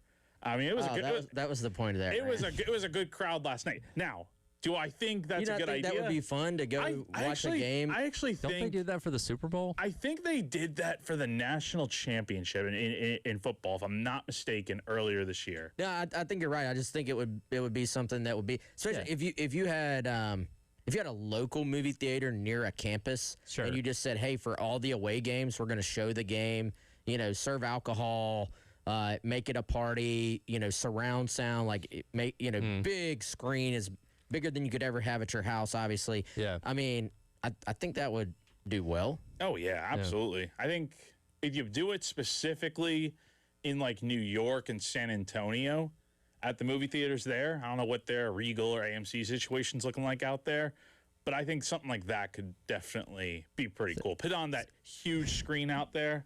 That sounds better to me than I think they had a watch party right outside of MSG2 with like one of those projectors out there or whatever, and everyone's just standing scrunched together in like a little gated area. I think going to sit in a movie theater would be so cool to watch that. Anytime we bring up movies, it gets Jack going. Oh yeah, man. Oh yeah. You just kind of went into Backrooms with a blanket we ball mentality, no trailer, no trailer. backstory. You're like, hey, it must be good if this many people are watching it. All I saw was that Obsession, Backrooms, and then The Mandalorian and Grogu were the highest grossing movies for last weekend at the box office. And when I saw the numbers for like Obsession and whatnot, I'm like, how is this? How in 2026? How is a Star Wars movie being outgrossed by two low budget movies? It's mind boggling to me. But that's where we're at right now. As the summer slows down a little bit, we're going to lean more into Jack's film analysis. We did last year. It was fun. I think we're going to do that again this year. Jack, when are you going to start a movie podcast, man? I don't know. Do you want to be the first guest? No, but I would support your endeavor. You would? I would too. Heck yeah, Maybe I man. should. You're Maybe I passionate should about it. So I'll be a There you go. sponsor. yeah, I'd like that. That'll do it for the Garnet Trust Hour. Coming up next, Gamecock Central Takeover Hour, presented by Firehouse Subs on your Thursday on the game.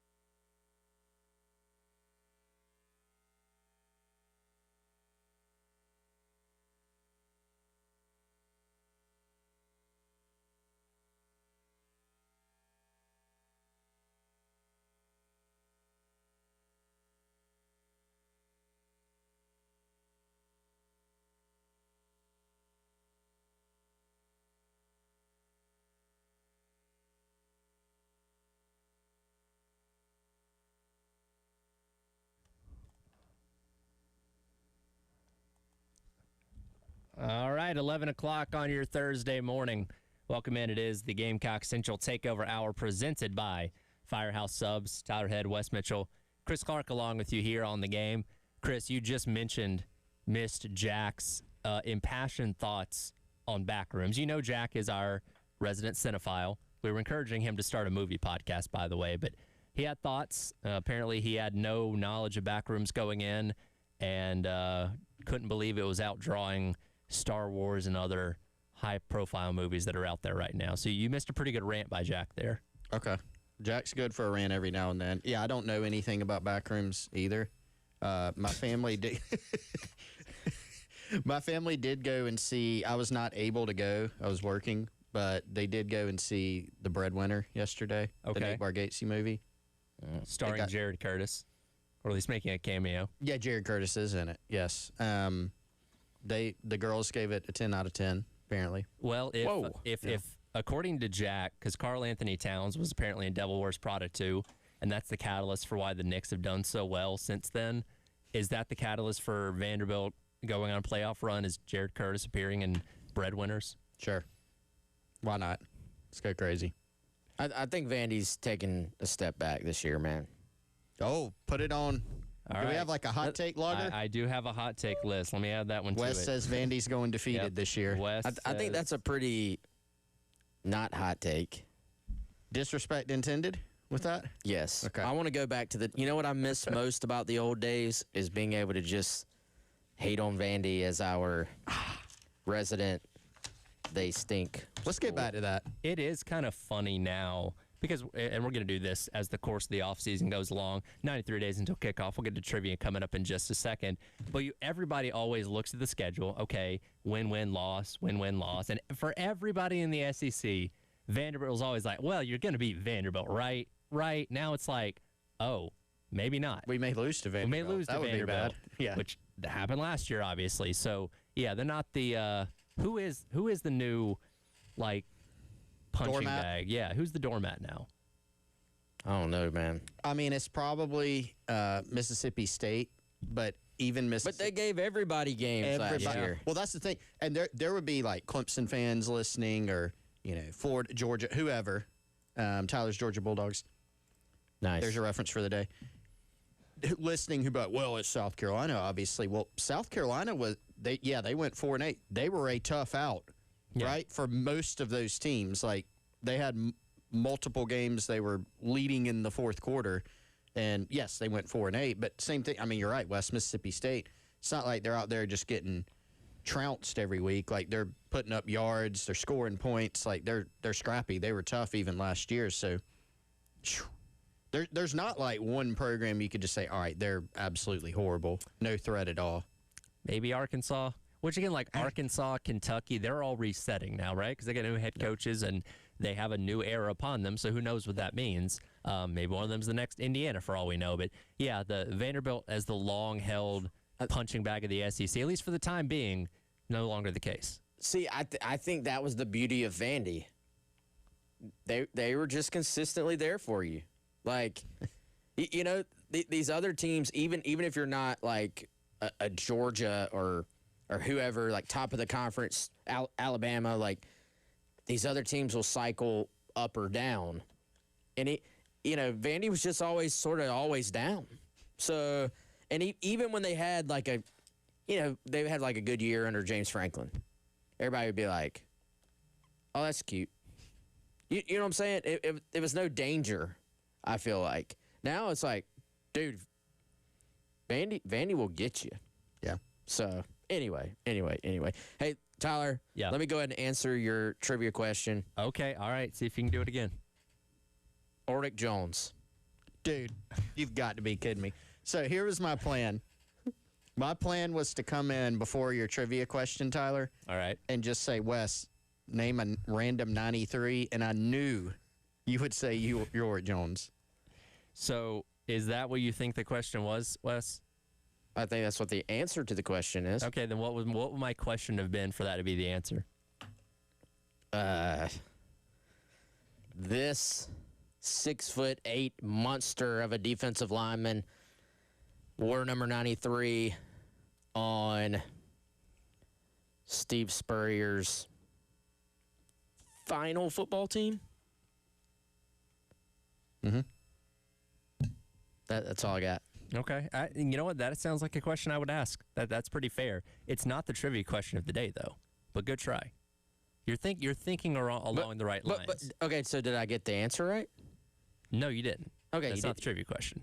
Well, I'm not talking about the question. I'm talking about the answer. Yeah, you didn't get the answer right. Okay. So it is not related You're to trying him. to do the A.J. Turner again? Yeah. Yes. which Dory Jones. Again, I was. You know what? In fact, every day, Wes, I want you to try and guess the answer. This is a before- thing now. This is the thing now. You're going Okay. to try and guess the answer every single day before I ask the question. We'll see how many of those you can get right. Today's question is actually about Nick Barrett. So we talked a little bit earlier. You went from Nick Barrett at 93 to now Julian Walker, and you guys wanted an easier question.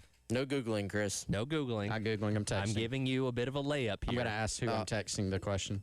Tell me who Nick Barrett recorded his first sack against and what season. How is that a layup, bro? If you were texting Kevin Miller, he could tell you. Yes. Yes. The other day, Kevin texted on one that we missed, and he got, I think it was maybe no, I don't remember which one it was, actually, but it was 2 answers, and he got both of them. Luckily, I didn't look at my phone, or I might have cheated during it. Or at least tell me. You don't have to tell me the year. Tell me the team. Well, the year would be 2021. For his got his- first career sack. Got his first career sack.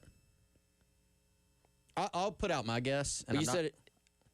Okay. I'm not confident. I'm going off of what I can find in registered stats here. When was Nick Barrett's first career sack? First career sack. I thought you also said it was his first season. No, first career sack.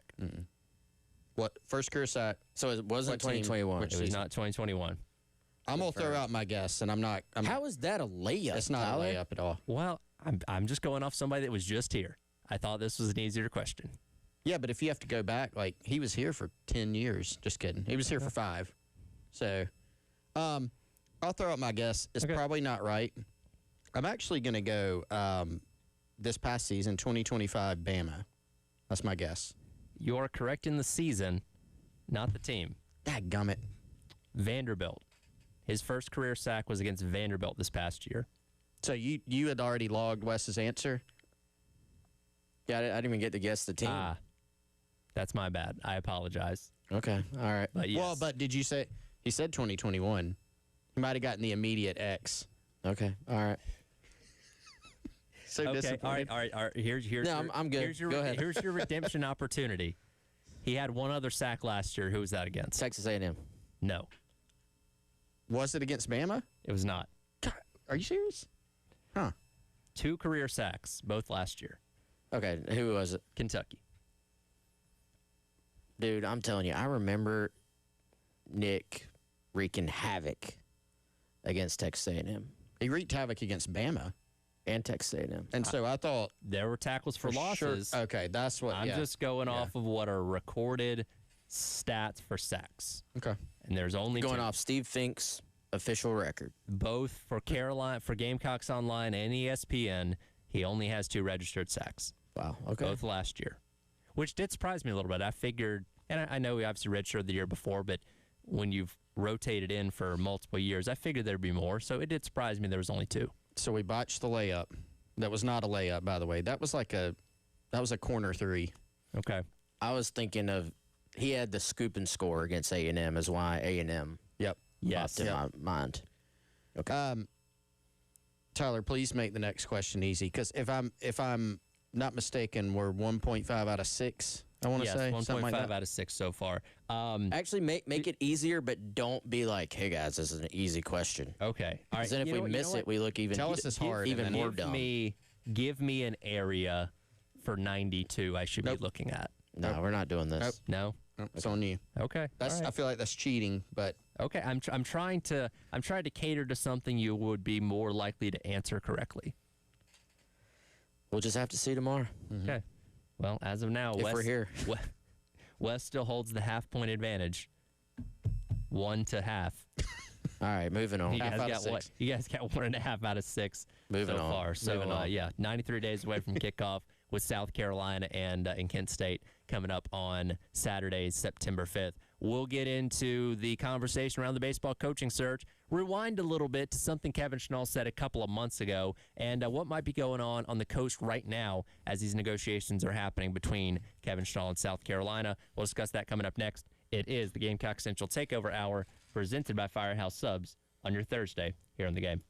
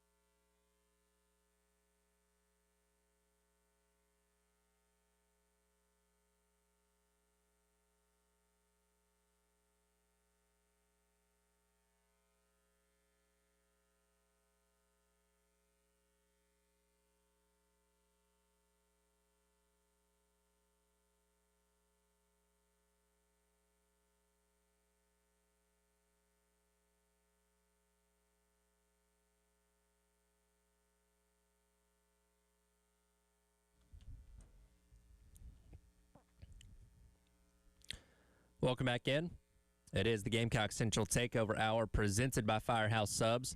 Tyler West Chris with you on your Thursday, or we should probably call it Schnall Watch Day number 4 here on the game, as we're waiting to see where South Carolina goes with hiring their next head baseball coach. Of course, the talk has been about Schnall all week long, with Coastal being eliminated this past weekend by Florida State out in the Tallahassee Regional, but nothing has become official as of yet. But I want to rewind a little bit because I do think it's interesting, or it's important to look at the things from the Coastal perspective as well, in terms of what's happening right now if Schnall is that top candidate that South Carolina is trying to get. Of course, Maneri was let go midway through the month of March, and a couple weeks later, right around April 1st, Kevin Schnall, in a weekly media availability, was asked then about the South Carolina job opening, and here is what Kevin Schnall said back in April. Yeah, I mean, it's amazing. We're in week 11, and we're already talking about jobs. What a world we're in. The only thing I can speak on with certainty is our focus right now is extremely microscopic, and there's only two things that matter. Number one, what can we do to make this team better? Number two, what can we do to make this program better? And I can assure you that there's going to be nothing that's going to distract us from our standards. There's going to be nothing that's going to distract us from our responsibility to lead these players and this team. That said, the landscape of college baseball has changed drastically in the last 2 or 3 years. And if you don't adapt and adjust to those changes, you will get ran over extremely fast. And we're very fortunate here at Coastal Carolina to have tremendous leadership. Chance Miller, our athletic director, Dr. Weinbrake, our president, Natasha Hanna, the chair of our board of trustees, the executive advisor to our president, Joe Moglia. They fully understand these changes and the requirements it takes, the commitment it takes for Coastal baseball to remain elite. They understand and recognize there are some immediate facility needs. They understand that there is more resources needed for us to remain one of the most consistent premier college baseball programs in the entire country, and we have full confidence in their leadership. And we talked about it at the time. Again, that was back from early April when Schnall said that, because, of course, his name was pretty directly, quickly tied to the South Carolina job opening. And, of course, Coastal, as things are happening this week, they're not just going to say, oh, well, thanks for coming. Enjoy your time in Columbia. They're going to try and convince him to stick around and stay and continue his career at Coastal Carolina. And when you look at all the things that he talked about there, he talked about having faith in the leadership, including Chance Miller, the school president, and all that. But he did reference, hey, we need some facility upgrades out there at a ballpark, and locker rooms and those kind of things, weight rooms, whatever. Also, we need to continue to keep up with resources, because that's the name of the game when it comes to being competitive in any college sport these days. So those are the things that this week Coastal Carolina has to obviously present to him as, hey, if you stay, here's what we can give you to continue the success that you're having, as opposed to what Carolina is potentially offering you with this head coaching job. Yeah, I think it's all fascinating. I think we've all gotten a little ahead of ourselves on this thing, like I said, at the 10 o'clock. And, man, we'll see where it goes. I think certainly if Schnall ends up being the guy South Carolina offers, which I do think is important to note, we don't know if Schnall has been offered. I think there's been a lot of assumption there that, hey, it's up to South Carolina right now to convince Kevin Schnall to come. And I see why people would make that assumption, but I don't know if we're even there yet, So now I think if South Carolina wants to make him their coach, as much as he does love Coastal Carolina, as much as he has invested in that program, there will just frankly be a lot of things that South Carolina can provide that Coastal will not be able to do.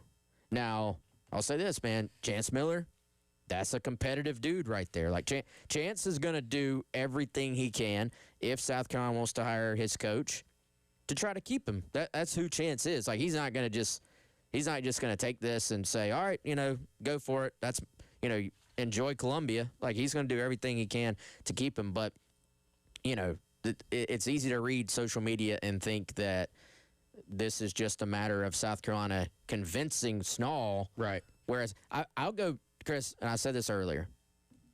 I tell you, I think what people are just glossing over as coach speak or more administration speak is what, and to credit him, I think he was the first one to just put it in these words. Dave Cloninger yesterday, you've heard the same in the hours since. South Carolina, as of last night, still in conversations with representatives or directly with multiple coaches. Not just, hey, let's go hire Kevin Schnall. So, these things are never as almost never as black and white as they may appear to be on the surface. Yeah, it's very important to remember that in this, because I was telling you during the break, Wes, I think people are conditioning themselves to be like, okay, when is Kevin Schnall getting hired? And sometimes, whether it's in sports or, you can pick any politics, whatever, PR type stuff, yes, sometimes statements come out that are coach speak or administrative speak. But, I mean, we're spending a lot of time on this thing behind the scenes. It is not just an all roads lead to Kevin Schnall, and they're kind of just going through some motions here. Is Schnall a candidate, a very legit candidate? Absolutely. There are other very legitimate candidates out there, and that's, more than anything else, that's what we'd like to try to get across is, and I understand why he's drawn most of the conversation. His candidacy has been the most public of any. He coaches at Coastal. He's put together a good resume. They just went to Omaha and almost won the thing last year. He's been asked about it publicly. There are some things that have happened in his candidacy that aren't the case with some of the other guys, that are legitimately in the mix for this thing. So it's not just a process where South Carolina and sources around that program, the athletics department, are trying to, do damage control and put out, no, we're still talking to people just so that they can go hire Kevin Schnall, and that's all they're trying to do.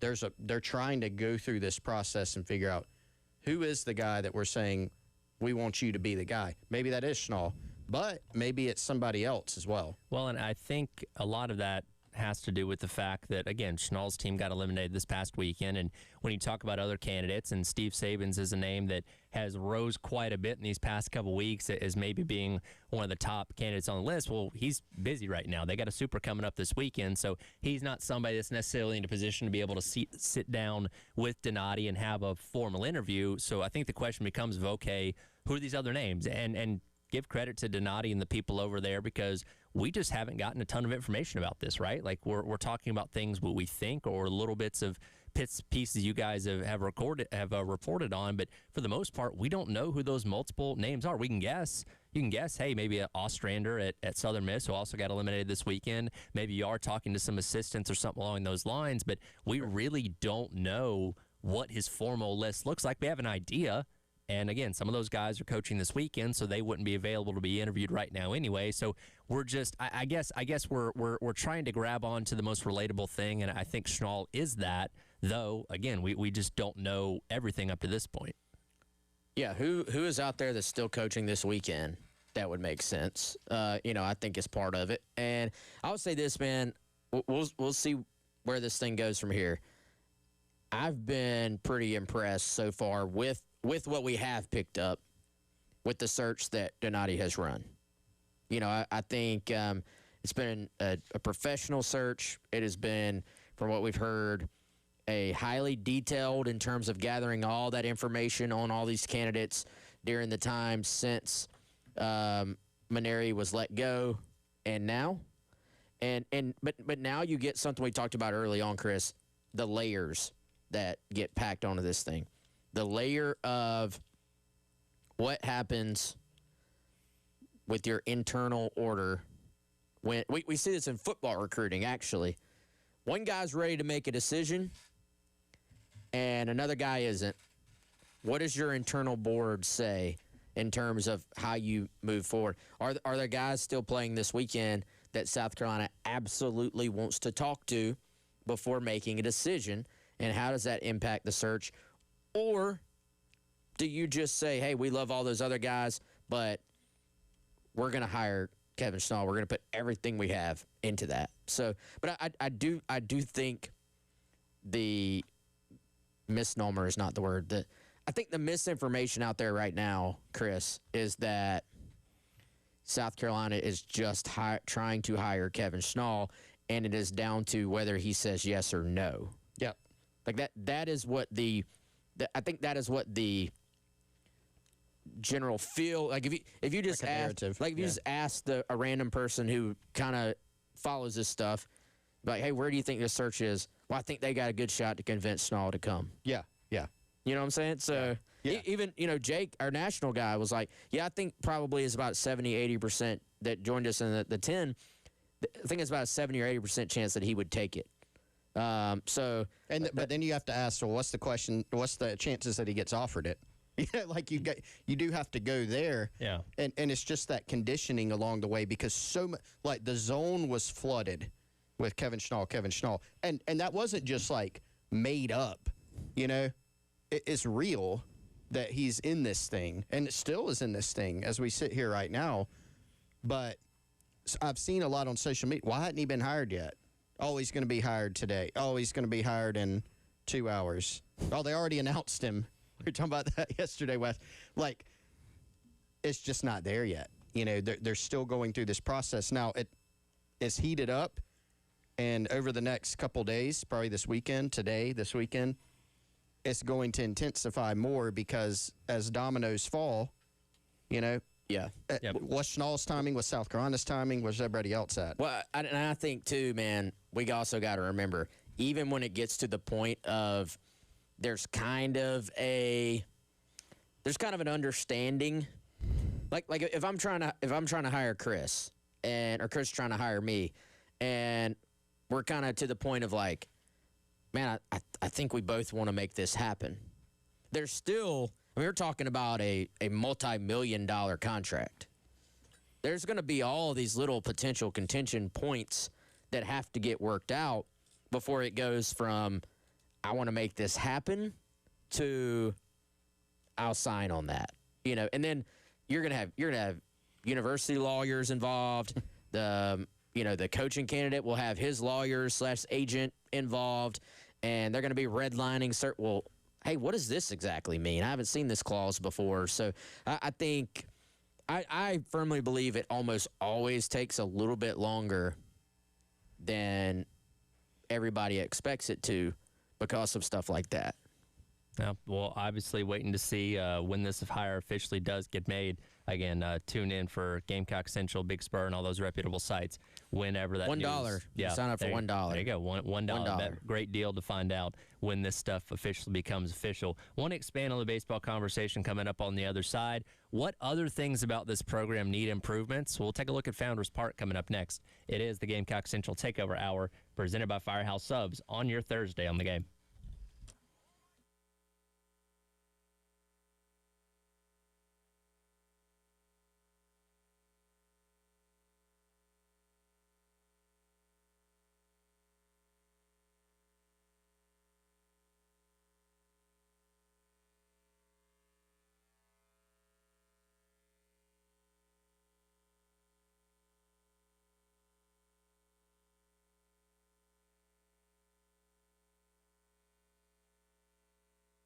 All right, everybody, let's tell you about our friends over at Integrated Media, as we do every day on the program.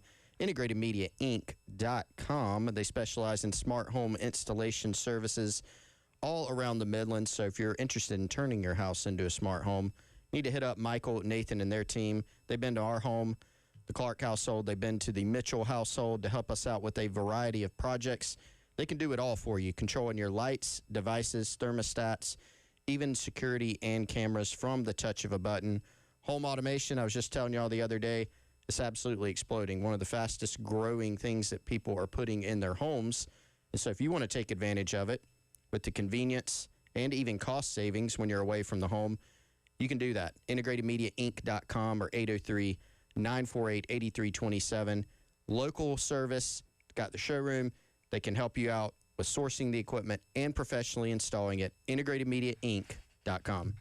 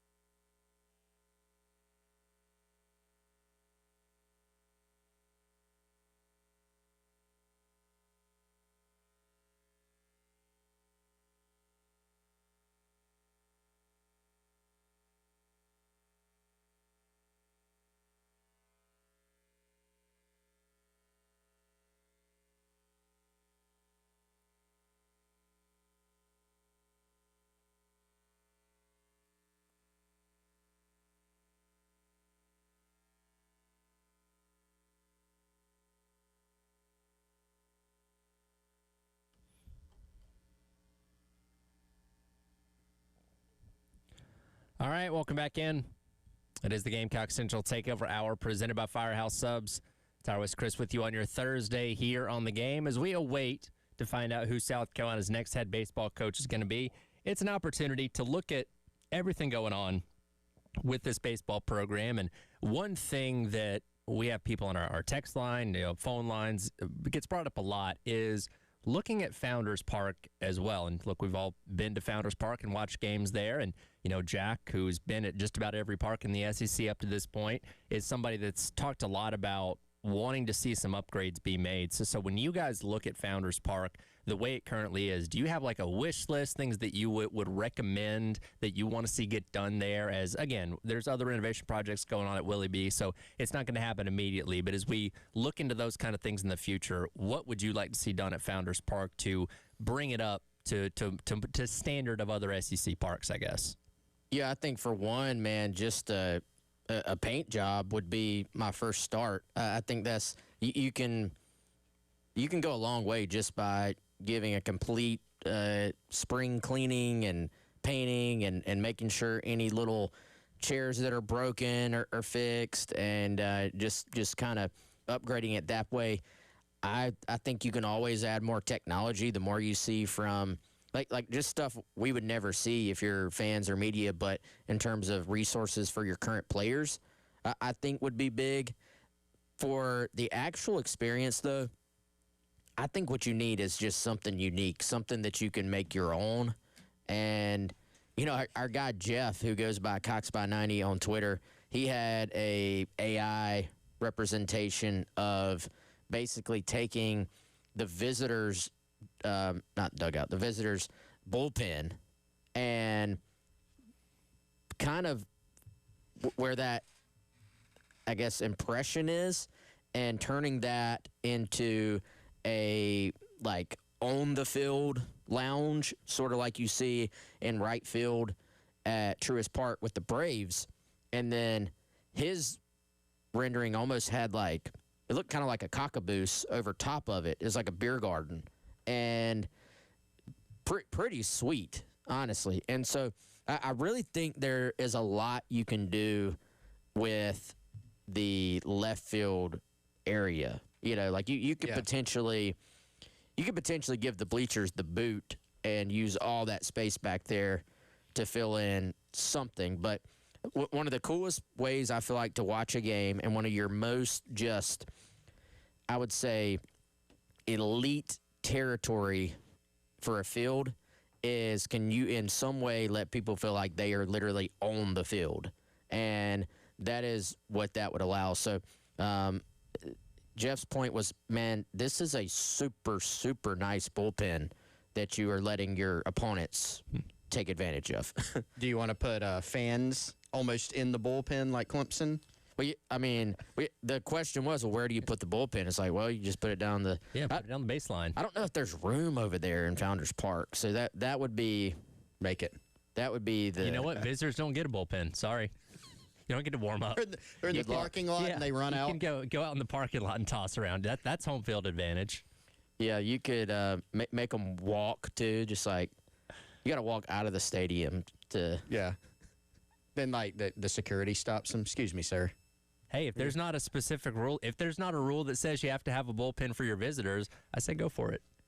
Yeah, I mean, I think to expand on the left field idea, that's kind of where my mind went. And I mean, to give credit where credit's due. Monty Lee had mentioned that to Jamie Bradford of the Big Spur a while back, I think in May. Was it in May? Yeah, I think it was in May. And he kind of laid out his plan and all that. But he mentioned in that left field area, I think he actually termed it a party pavilion, you know, a place to do events, and it kind of attracts students more. So I'm with you. There is space out there to do something like that. My biggest things are, so here's the things that come to mind. I do like the left field idea. I definitely like the idea that you brought there. Stole, yeah. The idea you highlighted there is definitely a good one. And I do think just some cosmetic upgrades just so it looks a little newer. Refresh is probably the best word. They do have plans to do this summer some stuff to the locker room. That's not something that fans are obviously going to see. Talking more about fan experience here. But here's the other one. What can you do to make it exciting so there's more butts in the seats? You know, like that's the biggest thing. When you go to an arena, a stadium, baseball field, you know, you're going to look around and kind of assess, this is really nice or this is a dump, you know, and Founders Park is still very much on the nice end. But you're also going to, you know, your takeaway is going to be, man, the fans at that visiting game were awesome, or their fans were not, you know, really that into it. And so what can you create in the stadium that's maybe not anything that's like aesthetics, you know, to help with fan participation? The number one answer to that, of course, is you're getting a new coach in here, go win some games. People will be more excited. And I think there will be more excitement going into next year. You know, game one, my guess, you're probably going to have a good crowd. Then if you win, they're going to keep coming. You got to give them a good product. But I also think just, can you put in some new things participation-wise during the game, et cetera, that kind of help with the environment around there, as opposed to, like, I agree with the paint and all that. Like, that needs to be done. Sure. But can you find some things there? I don't have any great ideas for it, but that's just what comes to mind for me. Yeah, as far as like in-game participation, what would quantify that? Like, what are things kind of in that realm that are feasible to do, right? Because in baseball park's a little bit tricky because of the way they're laid out. But like, what are things that could be more engaging for fans with the in-game experience? Well, you just need people younger than me and Chris that have actual ideas for this, and then you really just throw them at the wall and see what sticks, because it's the type thing you have to try to do, but it's a lot better when it's organic. And so, but look at it like this: Sandstorm never would have taken off organically if somebody hadn't have played it in the first place. And I'm not saying that was some just super rare song or anything, but I've seen the story from, I think, Eric Nichols, who went through they had this list of songs that they thought were, effective getting the stadium going, and somebody had to make the decision to play Sandstorm, and then somebody had to make the decision and be present in their job as opposed to just going through the motions, to look around on that day against Ole Miss and say, man, this really hit. The thing that made Sandstorm hit is that they turned around and played it back-to-back. So somebody had the awareness to do that. So I think there are going to be things that you try, and they just do not work. So they tried to Chris, do you remember this? Spurrier tried to get We Are. Yeah. Like We Are Penn State, We Are Marshall. He tried to get We Are going as a South Carolina tradition. And so Steve Spurrier, who did as much for this program as anybody, that was a flop. It was a complete flop. But he was trying to come up with things to become tradition. So I think you got to try first and foremost. And if it doesn't work, so what? Most people will forget. Those that remember, it will be a footnote 15 years from now. So whoever the new coach is as well, you got to think that he may have some ideas. I would use that. Honestly, I would use that in my negotiations, in my bargaining if I'm South Carolina. Hey, you got a chance. This stadium is nice and it is new-ish, but it's not brand new anymore. So you're going to have an opportunity to introduce new traditions and new upgrades to the stadium that can be yours, I think. We'll talk more about this as we wrap up the hour. Gamecock Central Takeover Hour, presented by Firehouse Subs on your Thursday on the Game.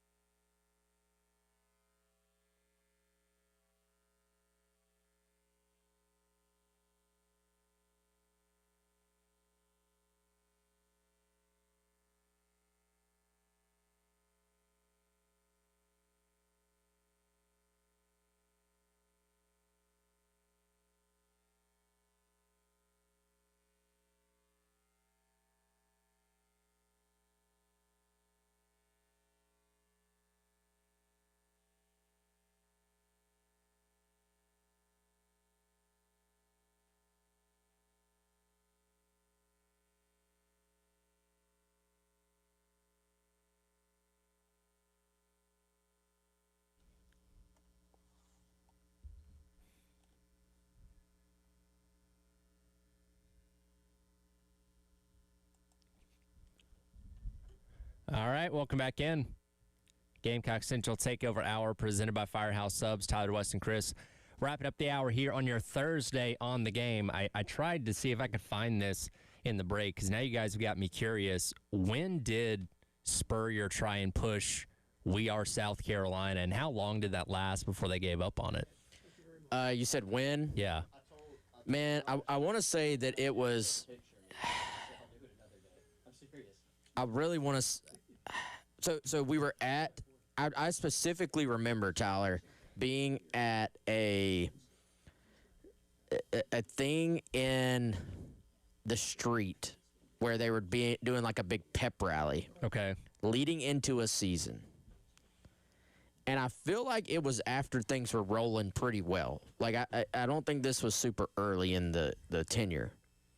And they had Spurrier up on a big stage.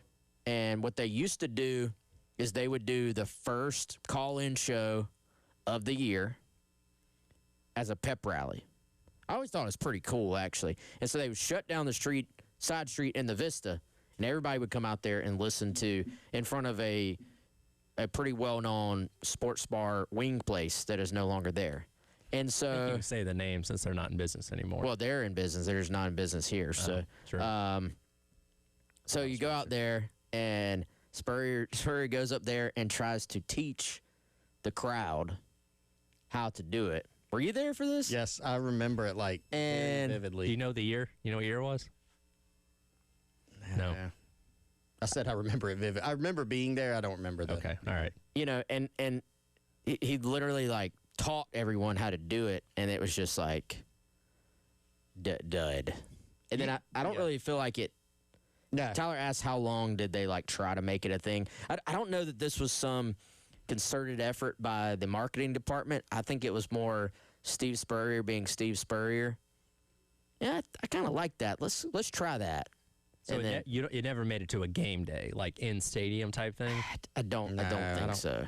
I don't think so. For some reason, I feel like he was wearing a green shirt. I don't know why. I remember that. Okay, But sure. Maybe Marshall. Maybe he There's came- like the Marshall you know what? crossover. He probably glitching. He probably came fresh off the golf course. He probably did. Yeah, you could tell though when he did it, like as he was explaining it, and then definitely he's like, "All right, we're gonna give it a try now," you know, and like people like kind of did it, but they were very half-hearted. Like they were kind of looking at their buddy next to him. Oh, like, is he doing it too? Yeah. You know, Because everybody recognizes that, like, that's Penn State's thing. So, like, okay, are we trying to copy that? Is that our own thing? It's like a nickname, right? Like, nicknames have to happen. You can't give yourself a nickname. That goes against all the rules. Things have to happen organically, like Sandstorm, right? Nobody set out to say, okay, Sandstorm's going to be South Carolina's new tradition. We're going to play it at critical moments across all sporting events. We're going to wave towels. It was natural in that Thursday night game against Ole Miss. And again, credit to the person that was playing the music for realizing how hyped the fans were and playing it again. And then it took on a life of its own. Like, nobody set out to say, hey, we got this really cool song that's going to be our thing now, okay? Get behind it. It just kind of happened. It happened, and somebody was paying attention. That's what you need. But you also had to have the element. Does that ever take off? Does that ever take off, guys, if South Carolina doesn't win the game? Probably not. You know, you have to have that element of I'm gonna remember this moment for a long time because it ended up being a great memory for Gamecock fans. So if you don't win the game, it just maybe doesn't. Maybe it does, but I don't think it takes off to the extent that it did. I just looked up. So apparently, did a little research here. 2007, it looks like, was when that happened. The We Are. There's an article about it. Yeah, there's an article on WIS about it, actually.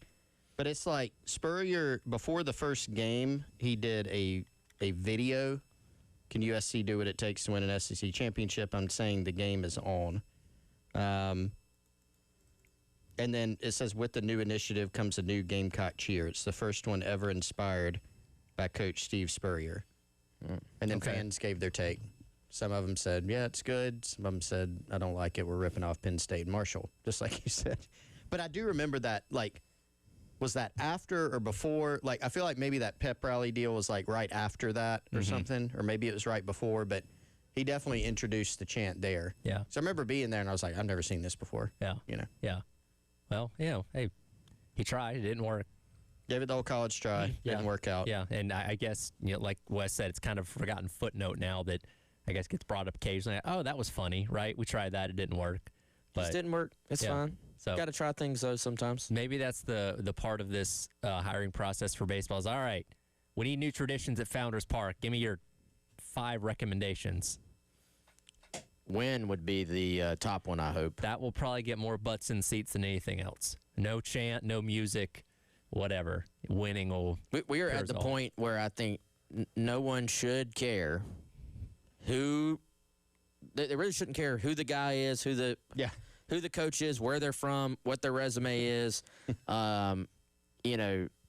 anything other than do you win, and then not get the school in trouble for violations. Yeah. If I could promise you right now that in 5 years, Carolina will have made the postseason 4 out of the 5 and had 2 trips to Omaha between now and 2031.